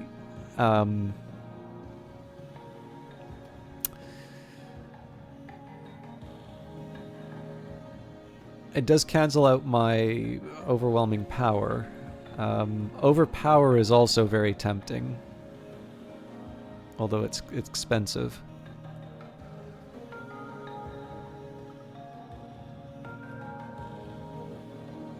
You never know. That's actually not a bad way of me dumping out the hello, Brack, evolutionary perfection. I want to explode him already. Okay.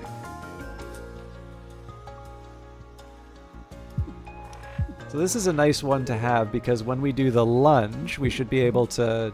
Nope, apparently we didn't stun. Oh, that's right, because it was 2 attacks. Well, we'll get used to it. Oh. Did you know I like crabs? Okay, so we will hop one over. Go for the hot foot. And the question now is, do I want to do the heat sink? I shouldn't have actually... well, I mean, we've got 7 movements, so that's not the end of the world. Yeah, I will do the heat sink just because of the piercer.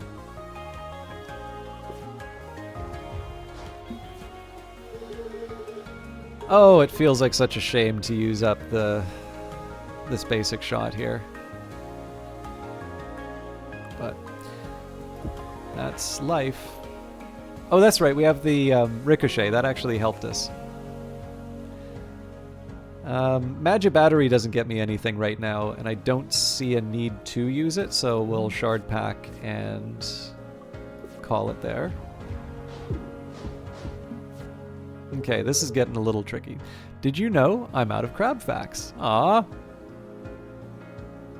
Now, I feel like there should be a good way for me to navigate this. I'm probably not going to, though. So...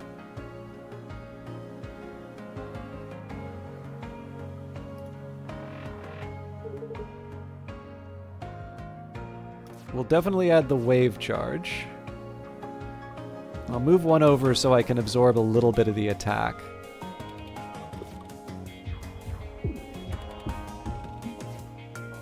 Well, that's interesting. Scuttled away.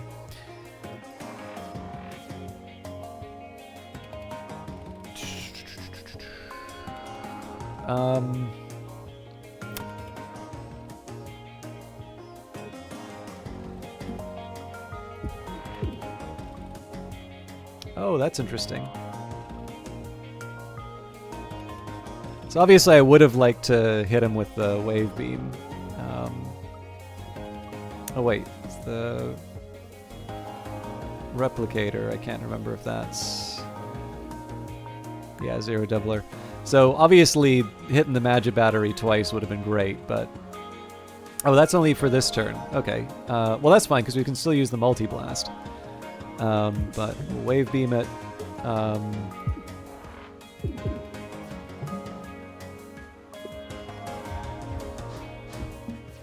Okay, so our initial piercing shot.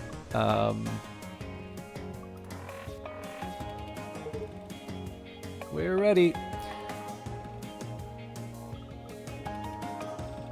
So if we Sapphire Shield. The Glimmer Shot's not going to kill it, but I suspect the Exothermic Release will. There we go. I'm relying a lot on a bunch of stuff in my draw pile, which is going to mean that I have to work through a lot of crap to get there, too.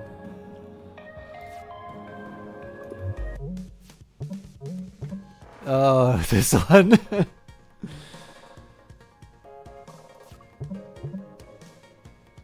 So I believe this thing's going to heal. But I don't have any way of attacking it, so... I am, however, going to toggle the cannon because this will be a little bit more aligned with taking it on.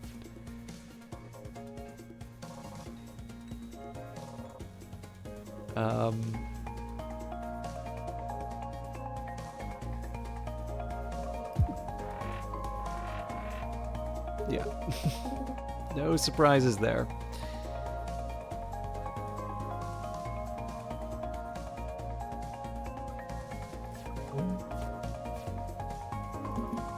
This is going to be a hard one.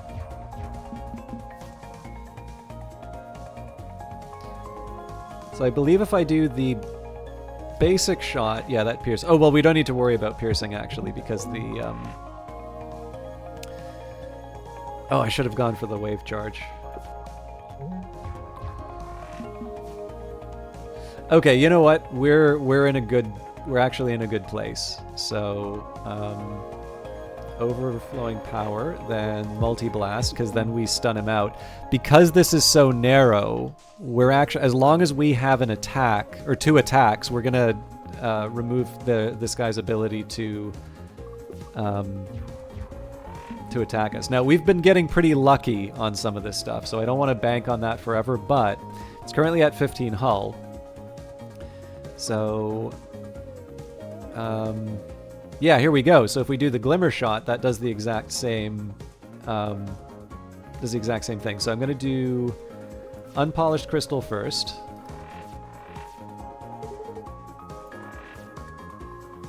So better still, we do the explosive slug.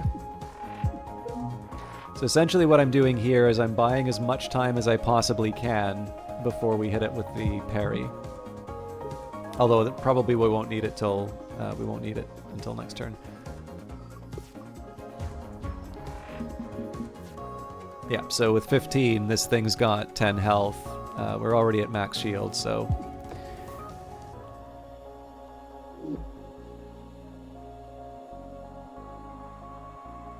Now, Avid Reader is mighty tempting, but I think in this case the 0 draw is pretty a little more tempting. Draw a card every time you miss a shot, nanofiber hull, heal after each combat, resonance fork, fill your shard to the max at start of combat. I mean, that's ridiculously good. Oh my god, and the Daka drum, which gives us the chip shot. Getting a hail from a research vessel. Hail, are you available for a brief test of the great Dr. Bjorn's latest invention, the Duplatron? This might sting a bit. So we can duplicate a card in our deck. We can lose 4 max hull to get 4 of a card.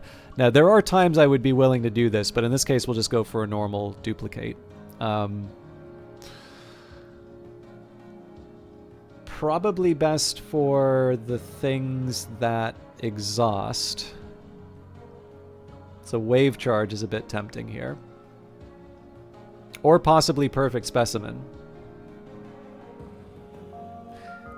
I actually feel like perfect specimen...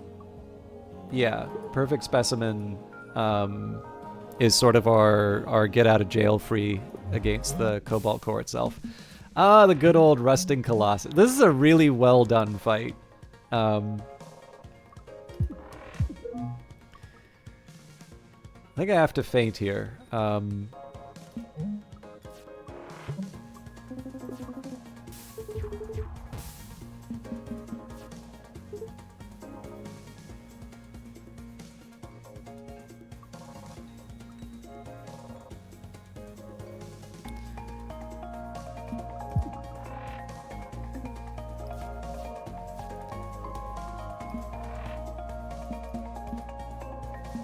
That was a big waste of movement, if I'm honest. But drawing out the fight is one of the ways that you can win this, so...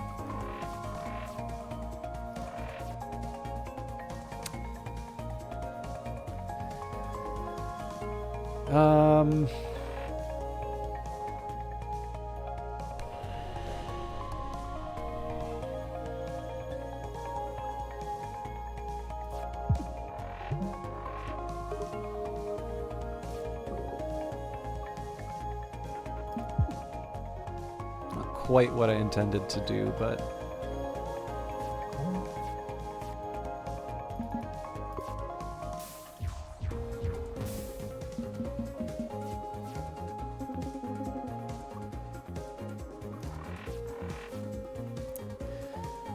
Okay.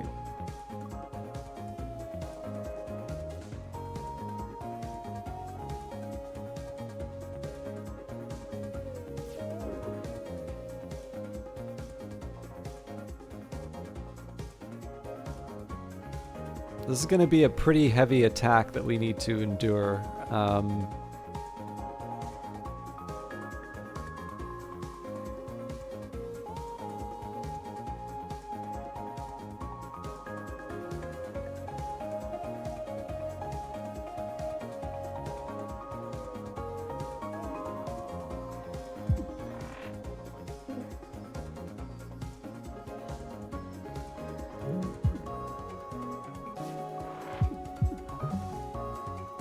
So unfortunately, this is going to... Well, okay, we can... I may regret doing this, but...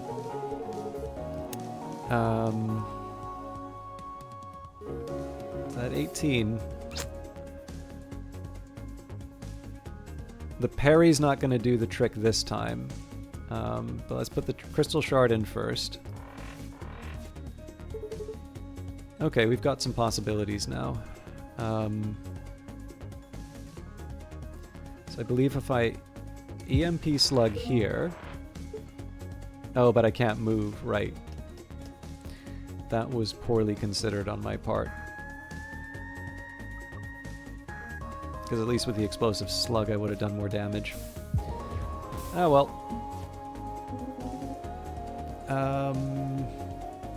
Now this is a real it's a real dilemma. So I can do 13. Okay, well let's do the crystal shard. So one thing I want to do is try and raise my my shield as much as I can, but I don't think I have a coup de grace without the parry. So I can do 6. Yeah, so the overflowing power, I could turn this into 8. That's still not enough to finish the job, though. So let's not get too clever about it. Oh, you know what? Actually, with the brittle part, that probably would have worked. Oh, interesting. So this is what the upgraded perfect specimen looks like, it turns out. Well, that's fine. I'm definitely up for more healing. Energy every third turn, or recalibrate or draw a card. No, we'll do the extra energy. Back to try and steal some artifacts again, are we? Sorry, it won't happen again. Can I get you anything? Upgrade, so just to verify, heal 5, gain a non-temp, heal 2, gain a crystal shard.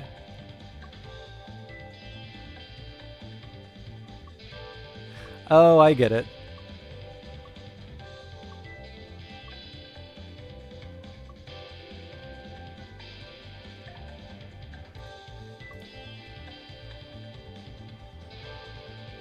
This may come back to bite me, but another one of these actually seems pretty decent. I'm going in. Don't wait up. Oh, hell. Okay. This is a really crummy way to start this fight. All right. What are we going to do about this? Definitely start with the waves. Oh, that chip shot just saved the day. So we hit him with the mage hand. So that does the piercing damage, but more important... Oh, it also stunned them. Nice armor, idiot. Shame if... Okay. So I'm actually going to move in that case and hit him with the chip shard and the shot in the weak spot. Cool. I was not expecting it to go that well.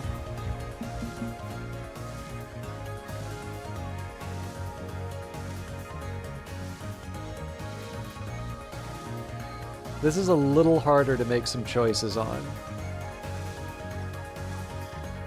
So for instance, the Magi Battery doesn't really get me a whole lot right now. So let's do the Shard Pack instead. Then I'll Heat Sink. So we're going to take some damage off of this, but it's to set us up for a better turn.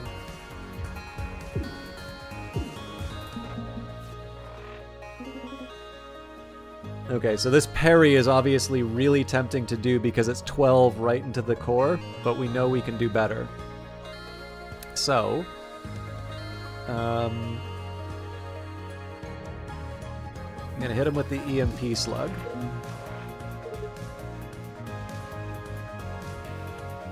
And then we can lunge. Oh, nuts. I miscalculated.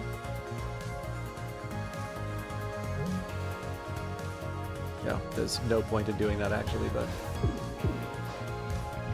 anyways, we're doing okay. I'm not crazy about this. So obviously, if I could hit him in the weak spot, that would be ideal.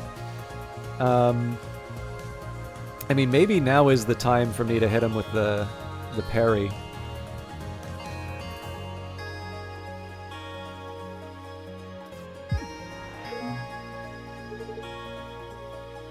Hey, got him.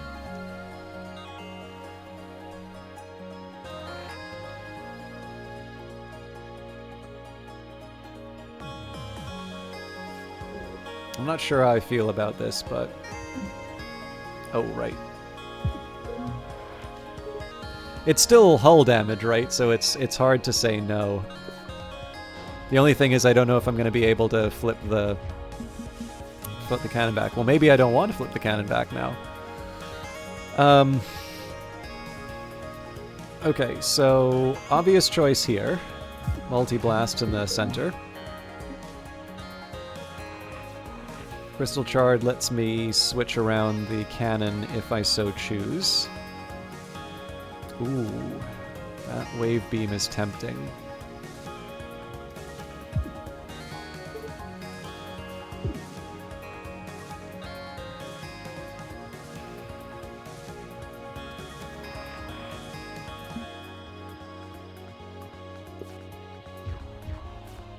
So that's just to stop me from getting hit in the weak spot. Oh man, I'm getting some pretty lucky draws here. I think the extra dodge helps me out. Oh, I already exhausted the zero doubler? Okay.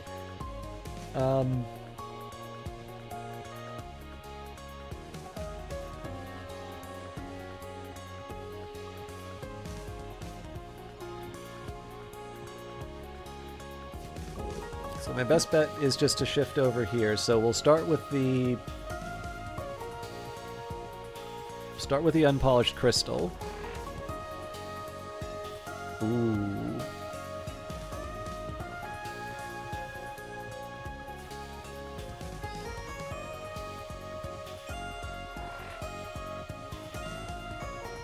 Okay, so I still want to do the basic shot because I have the piercer here.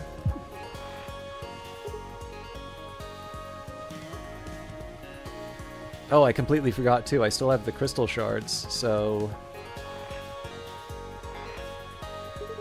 Alright, well, trash is trash. I'll learn to live with that.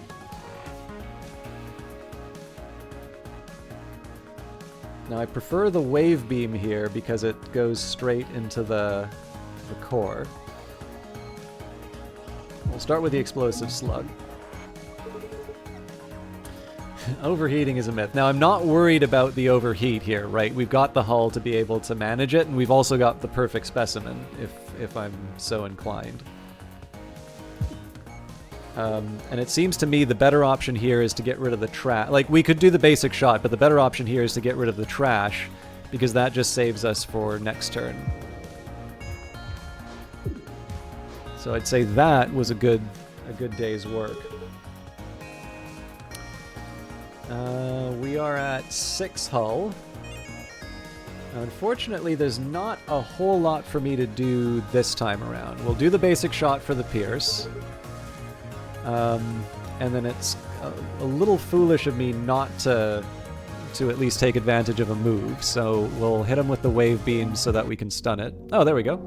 I forgot that I had the second hit. I feel good about that one. You are growing stronger. Who shall it be this time? Definitely Perry. I don't trust this. I know. If you don't let my crew out of this loop, I swear I will find a way to kill you. You would be unable. Oh, did we not have any of Perry's memories? Cool. T minus 282 days. Hi, Hyperia? Call me Perry. I'm Max, computer guy. You come highly recommended. Dizzy said you were the best. He did? Yeah, you just missed him. He's already on board. So, this is the ship. Yes, the Cobalt. Huh, never seen a ship that looks like this. Where did it come from? Don't know. Was it built? Found? Stolen? I don't know. Aren't you, like, in charge? The client is secretive. The job is to get the ship running again. Why hire us? Why not hire a mechanic? It's an unusual ship. Cool. Okay, so that means 2 more runs with Perry. Oh, and there's no memories for books. Interesting. All right, so hour and 15 minutes, 115 combat turns, 5 hull damage taken. For those of you at home, be sure to use this using a voice-activated assistant like Siri. Seed 19464928842. You're not allowed to write that down. You have to do it from memory. The Ares, hard difficulty. The artifacts we worked with were the Ares cannon, the control rods. These are the defaults. Jet thrusters, ion converter, shield memory, cross-link, ricochet paddle, which actually wound up helping us, stun calibrator, piercer, warp mastery, overclocked generator, the DACA drum, sub-zero heat sinks, another one that actually wound up getting some mileage, the shard collector, zero doubler, and resonance fork. We didn't even use the big heals that we got, but we had the option. So, the real question now is, do I want to try and do this group again, or do I want to try and change it up and learn a little bit more? So a good example of this would be, maybe I want to take out Drake and I want to go for Isaac and Books in the Jupiter again. And I think the appeal of that one is, I realize that I am, like, this is the one awkward thing about Cobalt Core for me, is that my streaming time does not allow for like a balanced number of runs, so it feels like it's a little early for me to pack it in, but I also need to be kind of careful about when I actually finish the stream.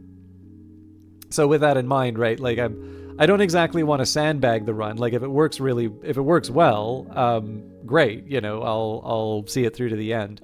But trying something experimental that I might lose rather quickly on, sometimes the end of the stream is actually a good time to do something like that, because, you know, it's faster to fail than it is to succeed. Again, I don't mean to imply that I want to end the game quickly. If it comes down to it, I will very happily see this thing through to the end. But yeah, I think we're going to try. So again, remembering that Perry is the one whose stories I want to see. Isaac is the engineer, so this is the one that's a little bit of a question mark. And so in the end, the question is going to be, do I want to get rid of Books or do I want to get rid of Isaac? And I suppose I've already tried something like a Perry, Isaac, and... Actually, I can't remember if I did this little trio before, but I do think a Perry, Isaac, and Books might be an interesting combination, so... Yeah, Snakebird Princess knows exactly how the internet works. Welcome, by the way. We will upgrade a card.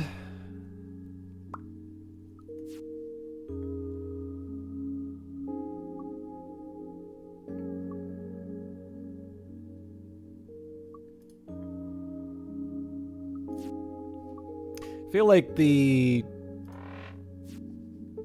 very large number of attacks works well in this group. So, hello, Books. Hi, Mr. Isaac. Is it okay if I ask you something? Oh, my holographic horn and arm. Well, it's a long and very cool story. Can you get the cookies out of the top shelf in the kitchen? Oh. Didn't Perry put those there because too much sugar makes you hyper? I thought you were cool, man. Okay, fine. I really do like the sort of sense of humor and the style of this game. Okay, let's go. Jupiter's moons. Lunge and attack helps in its own way.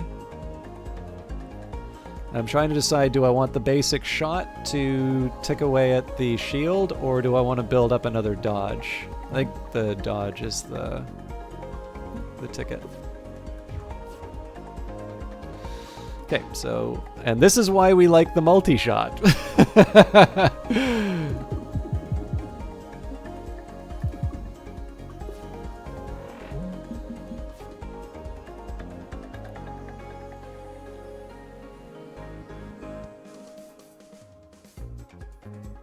Okay, so 3 is not going to be enough to finish the job.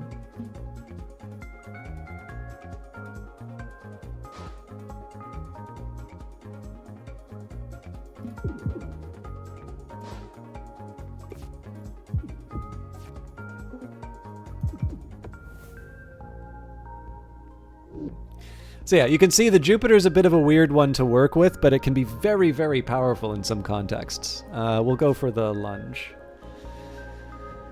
Okay, so there's really only one... Well, okay, technically I could go up to the repair yard. I think I want another card, though. So I'm thinking we barrel through and then go for the strong encounter. Whizbro! Okay, I'm okay sacrificing the drone here. Unfortunately, if I lunge, that's going to push me over the edge here, so we'll go for one of those, and...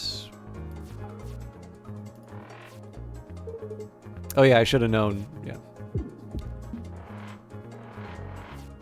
That wasn't exactly a mystery. Okay, mostly bad news here, I'm afraid. So I'm going to settle for the parallel shift, then we'll do another Jupiter's Moons. This is a little bit more about prepping for the next turn rather than making anything happen.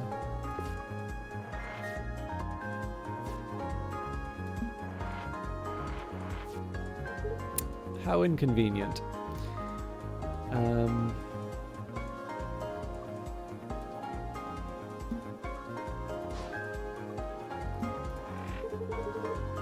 You have got to lose some feet fast. Unfortunately, no such luck. So at this point, I'm really relying on Whizbro to hit, come to where I am. Alright, now this is looking promising. So I gotta get rid of the corrode. Oh, that is a shame.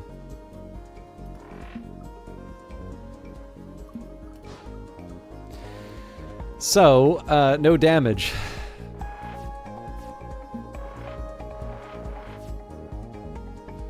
Okay, well, it's not great, but...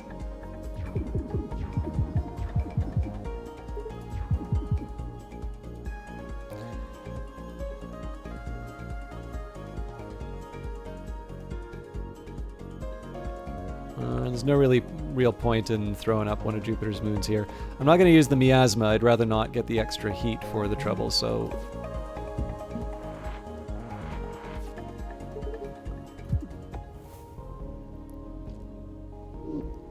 Hello, Pandora Carp.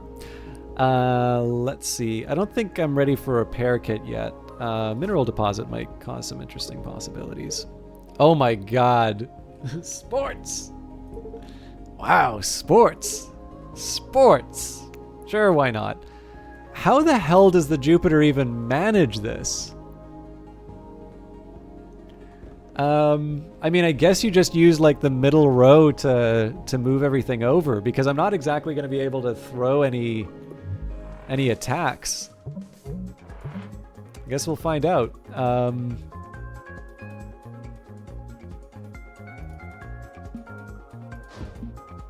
Oh, okay. Well, that's going to have some consequences later.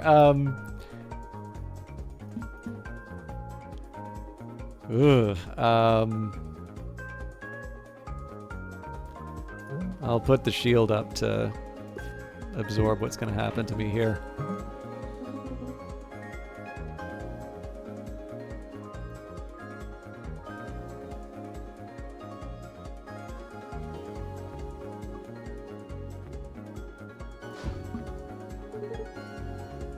A new record! Alright. Yeah, this is gonna sting. And apparently I really wanted to take the extra damage.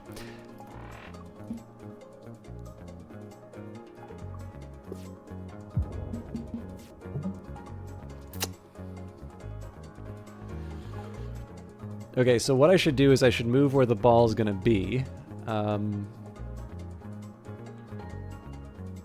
I am curious what happens if I put an attack drone up. Presumably it's just going to get pushed. Oh, right, yellow card. Hey, yellow card, no shooting the other players. Okay, so that destroys... I don't know why other sports aren't... So the big thing here is this winds up costing me quite a bit health-wise.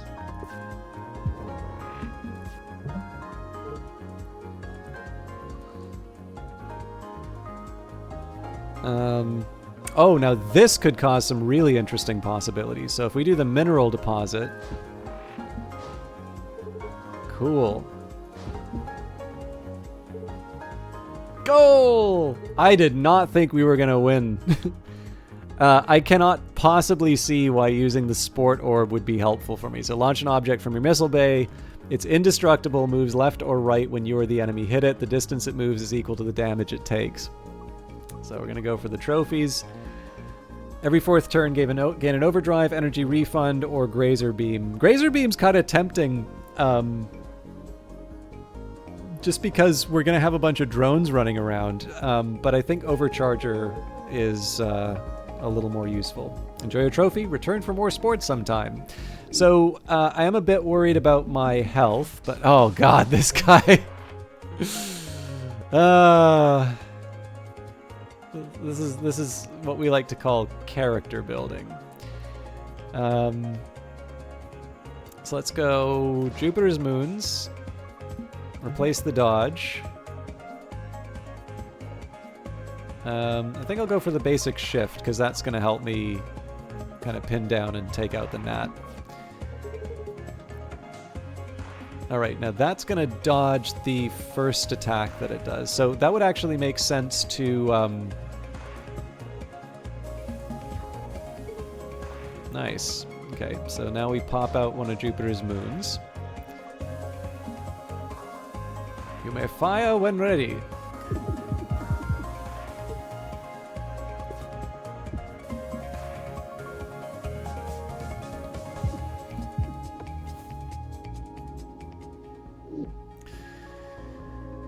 Oh man, the glimmer shot with a row of...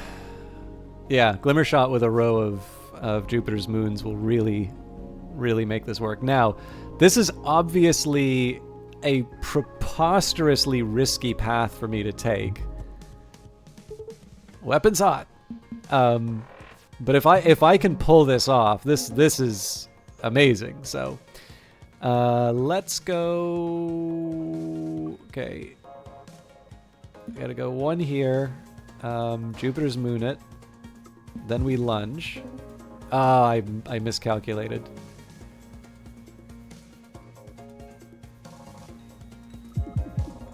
Anyways, it's still a respectable amount of damage.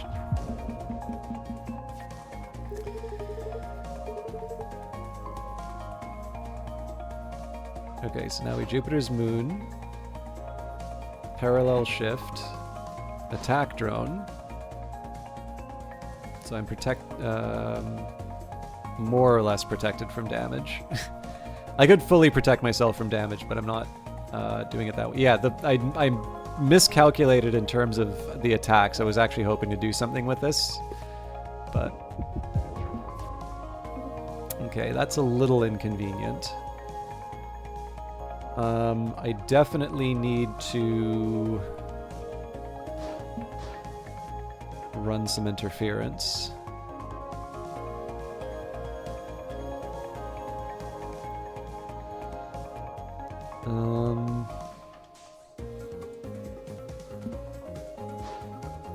I blew it again. Oh no, we just lost the run.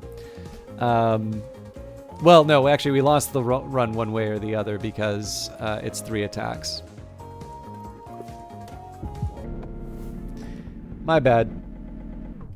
I was definitely on autopilot on that one. Hello? Okay, so the problem on this one was the battle ended a little too soon, 11 minutes.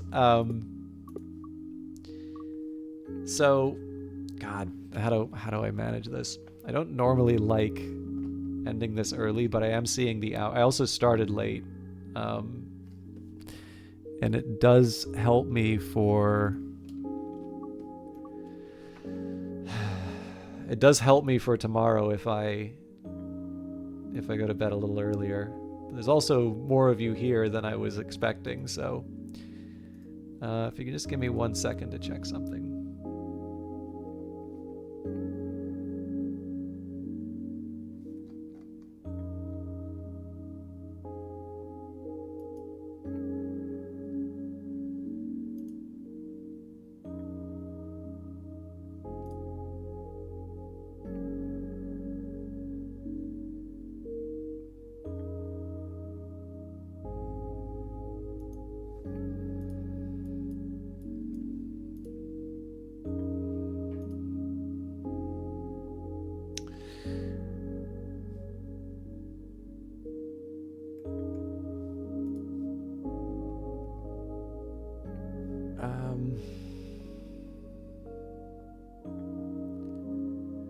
Let's try one more. But here's the deal. I do need to be kind of strict. Like, in addition to all the other stuff that I have going on, I still need to do some writing for tonight. So I do need to be pretty strict in terms of when I wrap up. So it's possible I may need to put this run on the shelf, but let's go for another Jupiter run. System time corrupted. Please select one boot option. Gain a common artifact, replace warp prep with a boss artifact, or pick from 3 uncommon cards. I like the idea of picking the card. Ooh, this is not a great. Striker Squadron might work. Two less energy is a bitter pill, though. So I think I'll go for the battalion.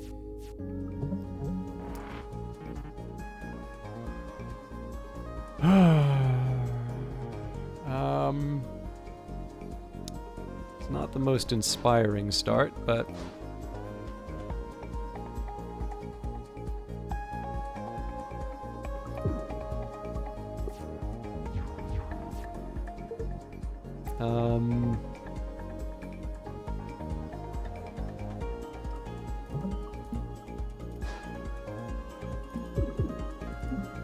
oh, a little overeager there.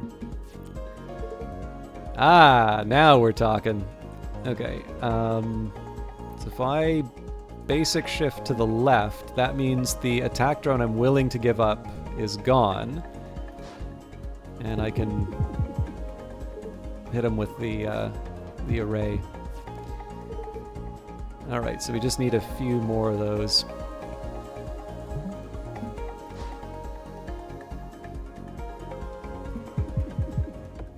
There you go. So that you can kind of see the model of how an ideal run with the Jupiter works, but I'm still working out the kinks. Medusa Field, instantly turn every object in the mid-row into geodes. Probably not the thing I want to be doing with the Jupiter, but a nice option, I suppose. Extra batteries kind of tempting, and then there's the Zircon Zip. I do like the idea of getting a little bit more maneuverability, but I'm going to go for the extra battery for now. Do I want an upgrade and a boss, or do I want a mystery and a boss? I think I like the idea of a mystery and a boss.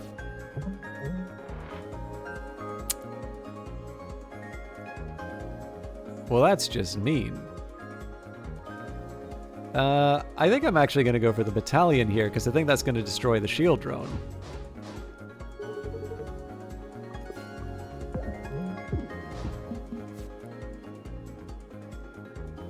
Okay. So Jupiter's moons make... Solar Wind makes it quite hard to make Jupiter's moons really sing, but... I should probably be going for a basic dodge. Yeah.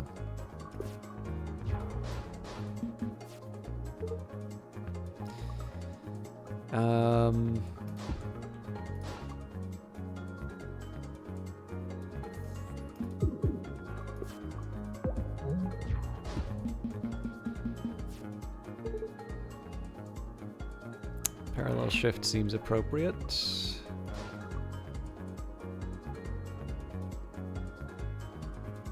I'm not sure I'm doing a whole... Like, I'd like to work with the multi-shot, but I don't think I'm accomplishing as much as I think I am. Oh, you jerk.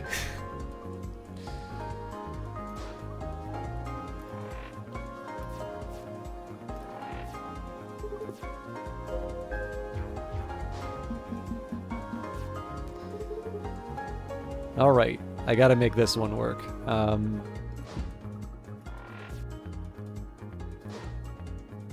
Now, unfortunately, I don't get to draw anything extra, but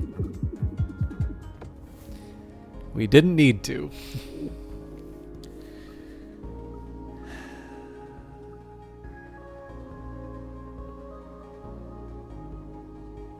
I think the mining drill is more appropriate here.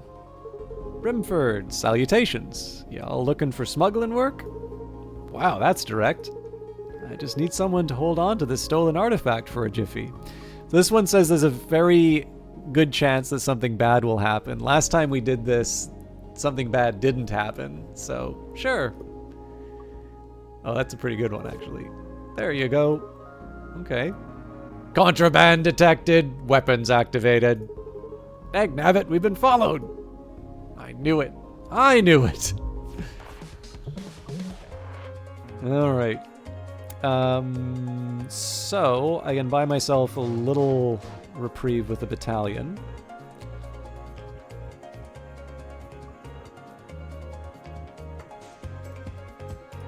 And then we'll get ourselves a freebie.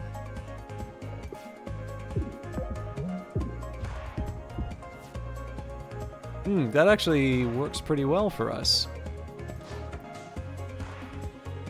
I think unpolished crystal's the way to go here. Oh, I keep forgetting, if I do the unpolished crystal, I know what the answer is going to be every time, so that was wasteful. Okay, definitely want a parallel shift here. Although I'm actually probably just going to lunge. Yeah. Well, let's crystal charge first.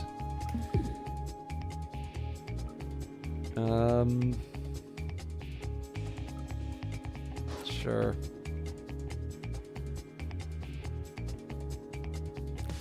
Is it worth blowing the extra battery so I can get the basic done? Yes, it is.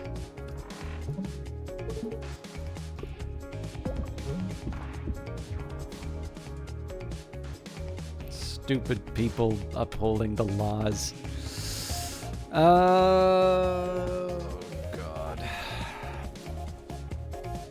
Oh, actually. Another mysterious this time. I'm naming this one, this drone, Nameless One. So yeah, the mage hand really comes into its own here.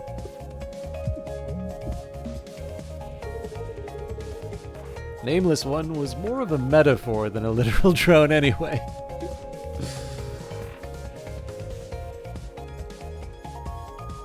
Yeah, so we just let him have it with the multi-shots and basic shots.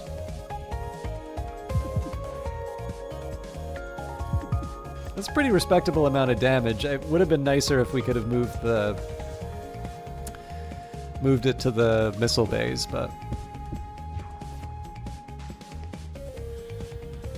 Okay, so basic dodge avoids the worst excesses of my... or, well, worst consequences. I'm gonna do... Oh, so if I parallel shift, then I can't... Well, no, it doesn't matter, actually, so yeah, I'll basic dodge.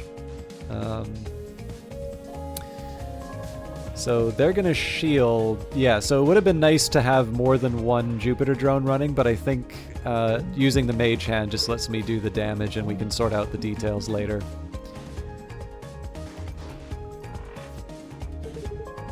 Why do I keep doing this to myself?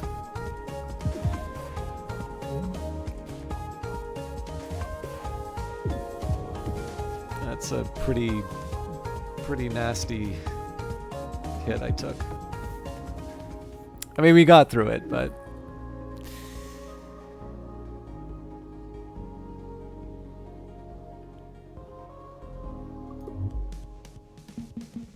Spike, second of his name.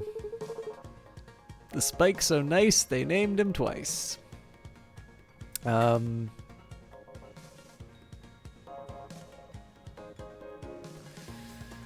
think I'm going to set up with a battalion for the start.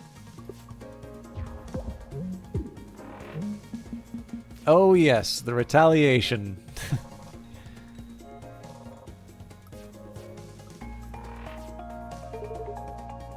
I like this strategy.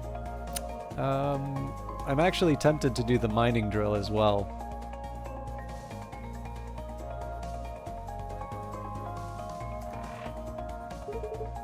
Now we're talking. Yeah, because he's gonna blow through the shield drone.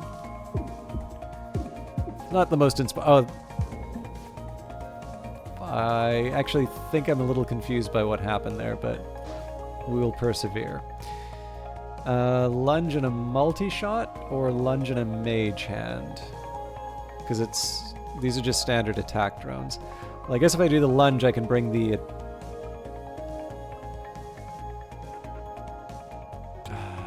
no, lunge and multi-shot.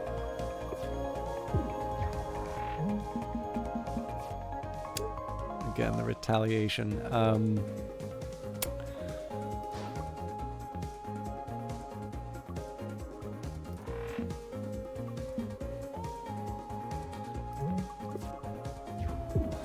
Looking a little grim hull-wise, but might be able to make this work.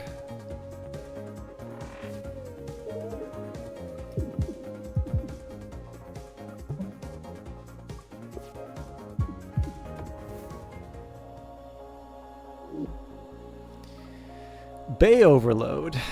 The ship's missiles and drones will launch backwards, decrease by 1. So that's... I'm doing that to myself. I think I'm going to go over the extra battery. We're really needing more attack, but gravel recycler, gain a temp shield every time an asteroid is destroyed. No, we'll go for fracture detection. Fracture detection can really pay off in some cases.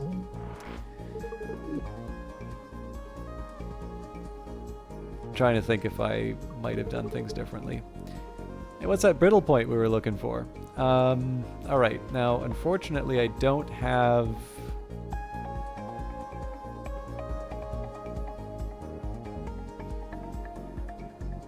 I don't have a really good way of avoiding what I'm about to get hit by.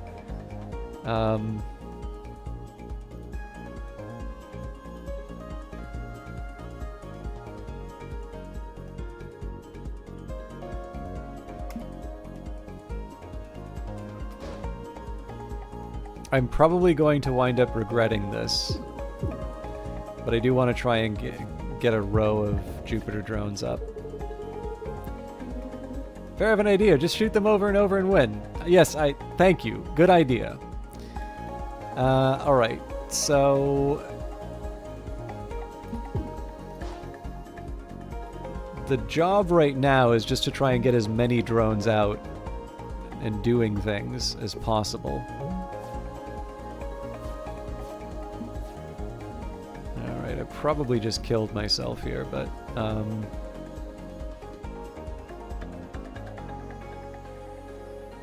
so this time I have to throw the drone in front. Well, found the weak point. We might as well do the mining drill. Well, that's convenient. So we'll start with the unpolished crystal because I can draw again. Now this is not going to be sufficient to end the fight, so I think in this case we'll... well, actually, my bad. I keep forgetting the... there's a difference between... it's weak and brittle, I think. Glimmer shot... yeah, let's see how it goes. Overcharger, every 4th turn gain an overdrive. Sunshine Heavy Industries. Bet you won't let us shuffle all your ship parts. Please don't. It'll be fun.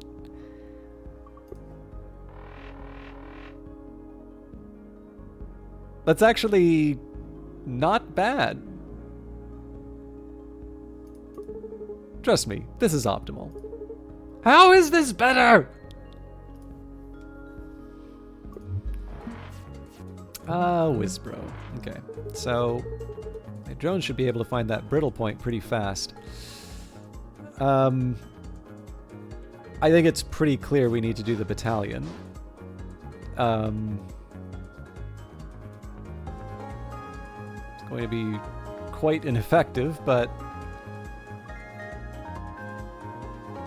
yeah, we'll leave it there.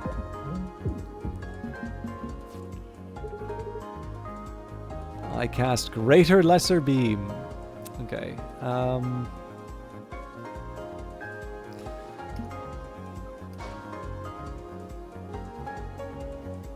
not expecting miracles here, but... Oh, well.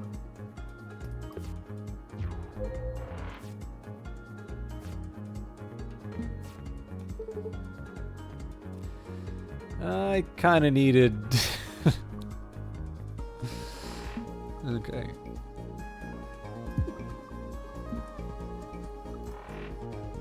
If I don't have parry, then we basically don't have attacks. I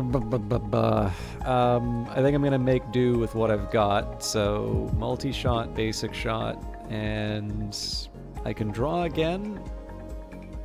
But I think getting the dodge makes a little more sense. We're doing okay in terms of putting the hurt on Whisbro, so I don't need the extra battery, so lunging seems to make the most sense to me here. Now this is one of these cases where I am actually willing to use my shift because we're going to be able to deal quite a bit of, well, not quite a bit, we'll be able to deal a respectable amount of damage in light of the fact that the attack drone is firing, so I believe that should finish the run for us. I'm not going to parallel shift because obviously the, you know, we lose out on the cock. Well, we could shift him back, I suppose, but yeah. Okay, Avid Reader is really, really tempting. I think I'm gonna go for another lunge. Howdy, salutations. Can I get you anything? Doesn't make sense for me to do an upgrade.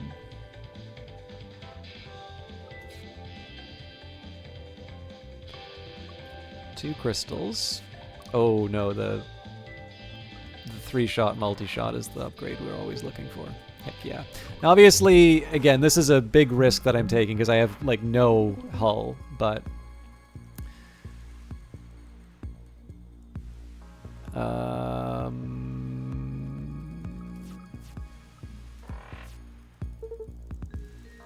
easy peasy.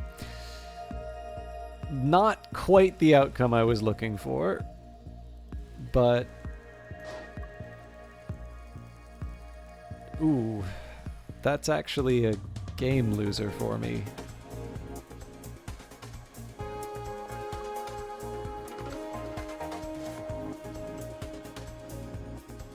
Yeah, the one way I could buy another turn is to basic shift the Jupiter. Well, you know what? Let's not declare defeat. Let's actually go down with a proper fight. But I'm not expecting a miracle here. Yeah, no, there's. That was probably very silly for me to even try it that way. It is also much closer to the 3-hour mark. So, is anyone there? I am also dealing with the reality that coming back to a damaged ship like that is not really going to be the way that I can... it's not going to be the best way to start Cobalt Core. I really like this game. So, just a reminder that Brace Yourself did give me a copy of this for promotional purposes, which is very nice of them because I'm sure you'll notice that there are some very sizable broadcasters who are playing this game. And, you know, it's not like they really needed my push, but Maddie's nothing if not a very nice person. Although, obviously, it's not a requirement to give me stuff to be a nice person. But I really appreciate that. I do. So just a quick warning. I do like Cobalt Core a lot, but I am also getting a little conscious of the fact that I'm faced with this excruciating choice between some really good games, because I pretty much always do a Brace Yourself game on Wednesday. So I might start to shuffle in a couple of the other games. I'm particularly thinking of Godless, which is one of the other Brace Yourself publishing games. There's also Super Raft Boat Together, which was a Brace Yourself publishing release. So I'm not 100% sure when I'm going to do that. I might even do that next week. We'll see. And then I would like to return to Phantom Brigade. And the obvious catalyst for Phantom Brigade will be the new update that's coming out. But I don't think it would hurt to, get in a little early and just, give it a run. So this doesn't mean Cobalt Core is going away, but it may not be as a regular of a Wednesday thing. It might be sharing the slot with Godless and Phantom Brigade. And at some point, I would also really like to get back to Industries of Titan, especially because it does seem like people are finally able to appreciate that game for what it is, as opposed to what they wanted it to be. And so it's nice to relive some fond memories of the early access of that game and the enjoyment of playing it on its own. As for the rest of the week, on Friday I'm probably back to Book of Hours. I'm really split as to whether or not I should just commit my history and call it, or if I want to. I feel like at the very least I should put things into the Tree of Wisdom. So probably won't finish it on Friday, but we're getting close to an ending on that, I think. So that'll be Friday. And then Monday is Christmas, but the intention definitely is to do a stream on Christmas, because I have learned there are a few people who watch this channel who really don't have any specific plans for the day other than watching Twitch, and that has always been the reason why I've wanted to do Christmas. I don't really have any plans for Christmas, but that's never really bothered me that much. But like I said, there was this really nice kind of tradition almost that some friends in Vancouver, once they sort of found out I didn't really have anybody I was spending it with, they made sure that I spent it at their place every Christmas. And it was something that, like I said, I wasn't going to feel bad about being on my own on Christmas, but the fact that they did that actually just had this nice extra, this had this extraordinary effect. So, small costs, but huge benefit. So where I can, I like to pass that along. Although obviously a Twitch broadcast is nothing to compare to, being somewhere with people who appreciate you. But yeah, so for those of you that are going to be hanging around on Twitch, my plan is definitely to be live, and I'll try to say when I'm going live as soon as I know, but I'm not going to lie, it's a tough one for me to get a read on myself, because usually on the holiday I'll have a bit of a weird sleep schedule, but I'll try and announce that as quickly as I can. Now, I've filibustered as long as I can. Who are we hosting tonight? There's a few different people online, so let's see what we've got. Dectora, thank you very much. Merry Christmas, Happy New Year to everyone. Thank you very much for hanging out, Dectora. Thank you to all of you, especially the lurkers, because I don't want people to feel like they're under any obligation to talk, but I actually really do appreciate it when people I do appreciate it when people hang out and say hi. Now, I'm going to host Lord Gloom, and I apologize because this does mean that I'm not going to be hosting another Cobalt Core stream. Index Gnome, thank you very much. I hope you have a good evening as well. Or I guess it's not evening where you are. I am actually going to host Lord Gloom, and the reason for this is that Lord Gloom is currently playing Escape from Tarkov, but I actually found him through Cobalt Core, and I know he plays it quite well. So in this case, I figured the best that a streamer can ever ask is a chance to entertain you. If you want to see some more Cobalt Core, obviously you can click on the game and check it out there, but I do recommend hanging out with Lord Gloom for the simple reason that he's definitely somebody who has done this game and will probably be returning to it. And I definitely feel like that's a good. I feel like that's a good place to leave it, especially because I know they've. I've actually just wanted to hang out in their channel a little bit more anyway. So that's going to be where we're going tonight. I do hope you stick around and show some support. But again, for those of you who are specifically looking for Cobalt Core, there are quite a few people broadcasting it. I see there's about 5 right now. Definitely one really big broadcaster, but my hope has always been to try and show a little bit of support to people who are around the level that I'm at. So I hope you all have a good night. I will try and be responsible for my bedtime tonight so that on Friday we can enjoy some Book of Hours. Thank you all for watching, and we'll see you in the next one. Take care.